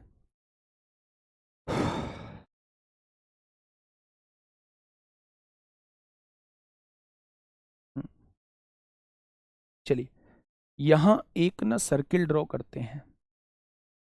इस पॉइंट को ए लेते हैं, ए पर खींची गई टेंजेंट ये हो जाएगी। इस पॉइंट को सी लेते हैं, सी पर यहां पर सी पर खींची गई,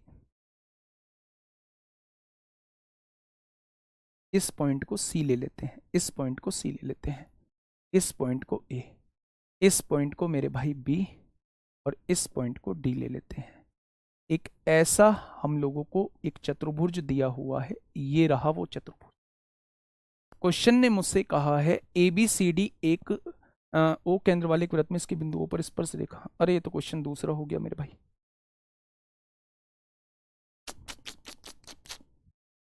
यहां था मेरे भाई, देखो हमने थोड़ा सा यहाँ गड़बड़ कर दिया, उस क्वेश्चन को उस मतलब यहाँ बना दिया है, उस फोटो को हमने यहाँ बना दिया है मेरे भाई। यहाँ बनाना है हमें, ध्यान से सुनिएगा। ये मेरे प्यारे दोस्त एक वृत्त है, आपने कहा ठीक है। ए पर और सी पर दो टेंजेंट खींची गई हैं, यहाँ एक टेंजेंट खींची गई, यहाँ एक टेंजेंट खींची गई, यहाँ बी बिंदु है, यहाँ डी बिंदु है। ए बी सी डी एक चक्रीय चतुर्भुज आप लोगों को दिया हुआ है, ए बी सी डी एक चक्रीय चतुर्भुज आप लोगों को दिया हुआ है, ठीक है। एंगल बी कितना दिया हुआ है भाई से चला देना थोड़ा सा, 104 डिग्री आप लोगों को एंगल बी दिया गया है। अब आपसे पूछा है एपीसी का मान कितना होगा, वो आपसे पी की वैल्यू पूछना चाह रहा है। फिगर आप लोगों के समझ में आ गई क्या? मेरी बात को दोबारा समझिए। एबीसीडी एक साइक्लिक क्वाड्रिलेटरल है, यानी चक्रीय चतुर्भुज है। चक्रीय चतुर्भुज वो चतुर्भुज होता है जिसके चारों वर्टिसेस जो हैं वो वृत्त की परिधि पर होते हैं। अपोजिट एंगल्स का सम जो होता है वो 180 डिग्री होता है। अगर ये 104 है तो ये कितना हो जाएगा, ये आपका 76 हो जाएगा। क्या इस बात में कोई दिक्कत? तो आप कहेंगे कोई दिक्कत नहीं है। अब वो मुझसे पूछ रहा है इस वाले कोण की वैल्यू। क्या कोई मुझे बता सकता है इस वाले कोण की वैल्यू कैसे निकालेंगे? क्या कोई मुझे बता सकता है इस वाले कोण की वैल्यू कैसे निकालेंगे? एनीवन? सोचो थोड़ा सा, इस वाले कोण की वैल्यू कैसे निकालेंगे मेरे भाई? फटाफट बताइए, इस वाले कोण की वैल्यू कैसे निकालेंगे? अच्छा, इस लाइन को मैं यहां ड्रॉ कर दूं तो आपको कोई परेशानी है क्या? इस लाइन को मैं यहां ड्रॉ कर दूं तो आपको कोई परेशानी है क्या? तो आप कहेंगे जी हमें क्या परेशानी होगी, हमें क्या परेशानी होगी। अच्छा एक बात बताइए, ये क्या है? टेंजेंट है। ये क्या है? कोड है। टेंजेंट और कोड के बीच का एंगल जो होता है उसी कोड के द्वारा वृत्त की परिधि पर बने हुए कोण के बराबर होता है। क्या ये 76 है तो ये भी 76 हो जाएगा पूरा? क्या ये 76 है तो ये भी 76 हो जाएगा पूरा? तो आप कहेंगे बिल्कुल हो जाएगा। बहुत बढ़िया। ये क्या है? ये टेंजेंट है।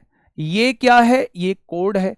टेंजेंट और कोड के बीच में उतना ही एंगल होता है जितना उस कोड के द्वारा वृत्त की परिधि पर होता है। ये 76 है तो ये भी 76 हो जाएगा। वाजी वाह, गजब कर दिया। वाजी वाह, आपने तो गजब कर दिया। क्वेश्चन खत्म भाई साहब, पैसा हजम। इस ट्राइंगल को थोड़ा सा देखिए ना, इस ट्राइंगल के तीनों एंगल्स का सम 180 डिग्री होता है या नहीं? आपने कहा बिल्कुल होता है। दो एंगल्स का सम कितना हो चुका है? दोनों को जोड़िए, 6 6 12 को 2 हासिल 1 152।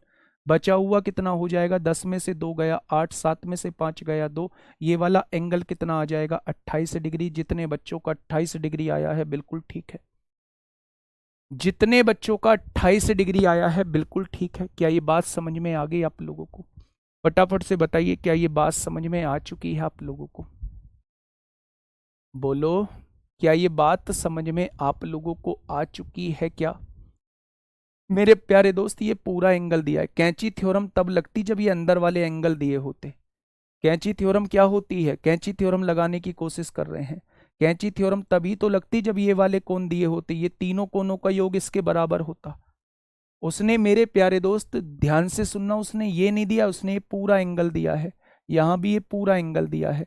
इस ट्राइंगल का, इस वाले ट्राइंगल का ये एंगल 76 है, ये एंगल 76 है, 152। 180 में से 152 जाएगा तो ये वाला एंगल 28 डिग्री हो जाएगा। ये वाला एंगल 28 डिग्री हो जाएगा। कैंची थ्योरम नहीं लगेगी। क्या नहीं लगेगी? कैंची थ्योरम नहीं लगेगी। आईसीएआर में पूछा गया है, इंपोर्टेंट क्वेश्चन है। नेक्स्ट क्वेश्चन की तरफ आते हैं मेरे प्यारे दोस्त। हाँ, यहाँ ये फिगर गलत बन गई थी मेरे प्यारे साथी, ये फिगर जो है वो गलत बन गई थी भाई साहब, इसको कैसे हटाएंगे जी? हाँ जी। हम्म,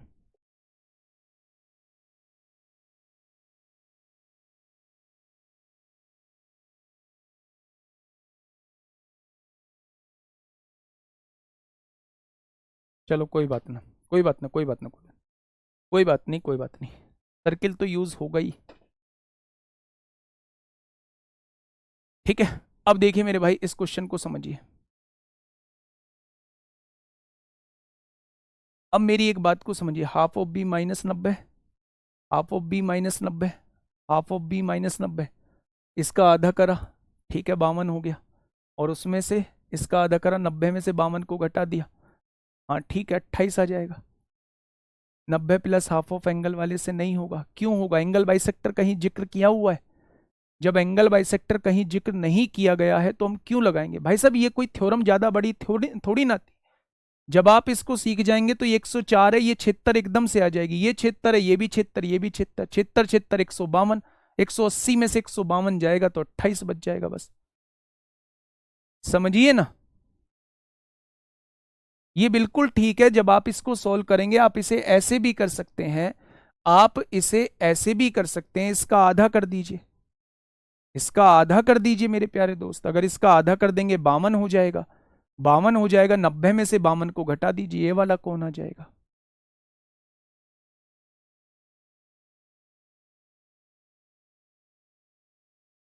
ठीक है, चलिए आगे बढ़ते हैं मेरे प्यारे दोस्त। नेक्स्ट क्वेश्चन आपके सामने है मेरे प्यारे भाई, ये रहा आपके सामने अगला क्वेश्चन। क्वेश्चन ने क्या कहा है? क्वेश्चन ने ये कहा है मेरे भाई, क्वेश्चन ने ये कहा है, ओ केंद्र वाले एक वृत्त में, ये ओ केंद्र वाला एक वृत्त है, इसके बिंदु क्यू पर स्पर्श रेखा है। यहां बिंदु क्यू पर एक स्पर्श रेखा खींच देते हैं हम, इस बिंदु पर पी क्यू आर है, यानी ये पी है, ये क्यू है और ये आर है। आगे बढ़ते हैं थोड़ा सा। ए बी वृत्त के अंदर जीवा है जो स्पर्श रेखा के इस प्रकार समांतर है, स्पर्श रेखा के इस प्रकार समांतर है। ए बी एक जीवा है जो स्पर्श रेखा के इस प्रकार समांतर है कि angle B Q R 70 degree है। Angle B Q R, B Q R यानी कि ये 70 डिग्री है। ये कितना डिग्री है? 70 डिग्री है। ये दोनों पैरेलल लाइंस है मेरे भाई, ठीक है। ए क्यू बी आपसे पूछना चाह रहा है, ए क्यू बी, ए क्यू बी आपसे पूछना चाह रहा है, ए क्यू बी यानी ये वाला एंगल आपसे पूछना चाह रहा है। आप मुझे बताइए कितना हो जाएगा, आप मुझे बताइए कितना हो जाएगा, फटाफट से बता दीजिए। ये एक टेंजेंट दी हुई है, यहां पे ये एक टेंजेंट दी गई है, यहां पे इसके एक पैरेलल रेखा, पैरेलल कोड खींची गई है जो वृत्त के अंदर है, ए बी इसके पैरेलल है, इस तरीके से पैरेलल है कि बी क्यू आर ये 70 डिग्री दिया हुआ है, आपसे ए क्यू बी पूछा है, यानी ये वाला एंगल पूछा है। अच्छा, मैंने आपको क्या ये नहीं बताया कि अगर दो पैरेलल लाइंस हैं तो मेरे भाई जहां जेड शेप की आकृति बनती है, ये वाला एंगल इसके बराबर होता है। ऑल्टरनेट एंगल की प्रॉपर्टी से बताए होंगे या नहीं? अगर मेरे प्यारे साथी ये वाला एंगल जो है वो 70 है, तो ये वाला एंगल कितना हो जाएगा? 70 हो जाएगा। तो आपने कहा बिल्कुल हो जाएगा। ये क्या है? ये टेंजेंट है। ये क्या है? ये वाली ये कोड है। इस कोड ने यहां कितने डिग्री का एंगल बना रखा है? 70 डिग्री का। तो टेंजेंट और कोड के बीच में भी 70 डिग्री का एंगल हो जाएगा ऑल्टरनेट सेगमेंट थ्योरम से। टेंजेंट और कोड के बीच का जितना एंगल होता है, टेंजेंट और कोड के बीच का जितना एंगल होता है, टेंजेंट और कोड के बीच का जितना एंगल होता है, उसी कोड के द्वारा वृत्त की परिधि पर बने कोण के बराबर होता है। तो ये अगर 70 है तो ये भी 70 होगा। ये 70 हो चुका, ये 70 हो चुका, 70 70 140, तो इसको 40 होना पड़ेगा, तभी तो 180 होगा। तो ये जो पूछा गया है उस कोण की वैल्यू कितनी हो जाएगी? 40 डिग्री हो जाएगी। कितनी हो जाएगी? 40 डिग्री हो जाएगी। नेक्स्ट, अगर मैं आप लोगों से कहूं, ये मेरे प्यारे दोस्त आप लोगों के सामने क्वेश्चन नंबर 75 है, ये होमवर्क में है। कल जो है बहुत अच्छे अच्छे क्वेश्चंस करेंगे। अभी ये 3 दिन और चलेगा चैप्टर, बहुत जबरदस्त मैं आपका रिवीजन करा दूंगा। सारी थ्योरम्स को रिकॉल करते चलिएगा। मैथ्स महारती से पढ़ते जरूर चलिएगा, कोई थ्योरम आपकी बची तो नहीं है मेरे प्यारे दोस्त। ठीक है, मिलेंगे कल एक शानदार क्लास के साथ, तब तक अपना ध्यान रखिए। और नेक्स्ट मंथ 1 तारीख के आसपास एक सीरीज स्टार्ट करूंगा मेरे भाई, जो आपकी तैयारी में मेरे प्यारे दोस्त 4 चांद लगाएगा। ठीक है, ओके, टाटा, बाय बाय।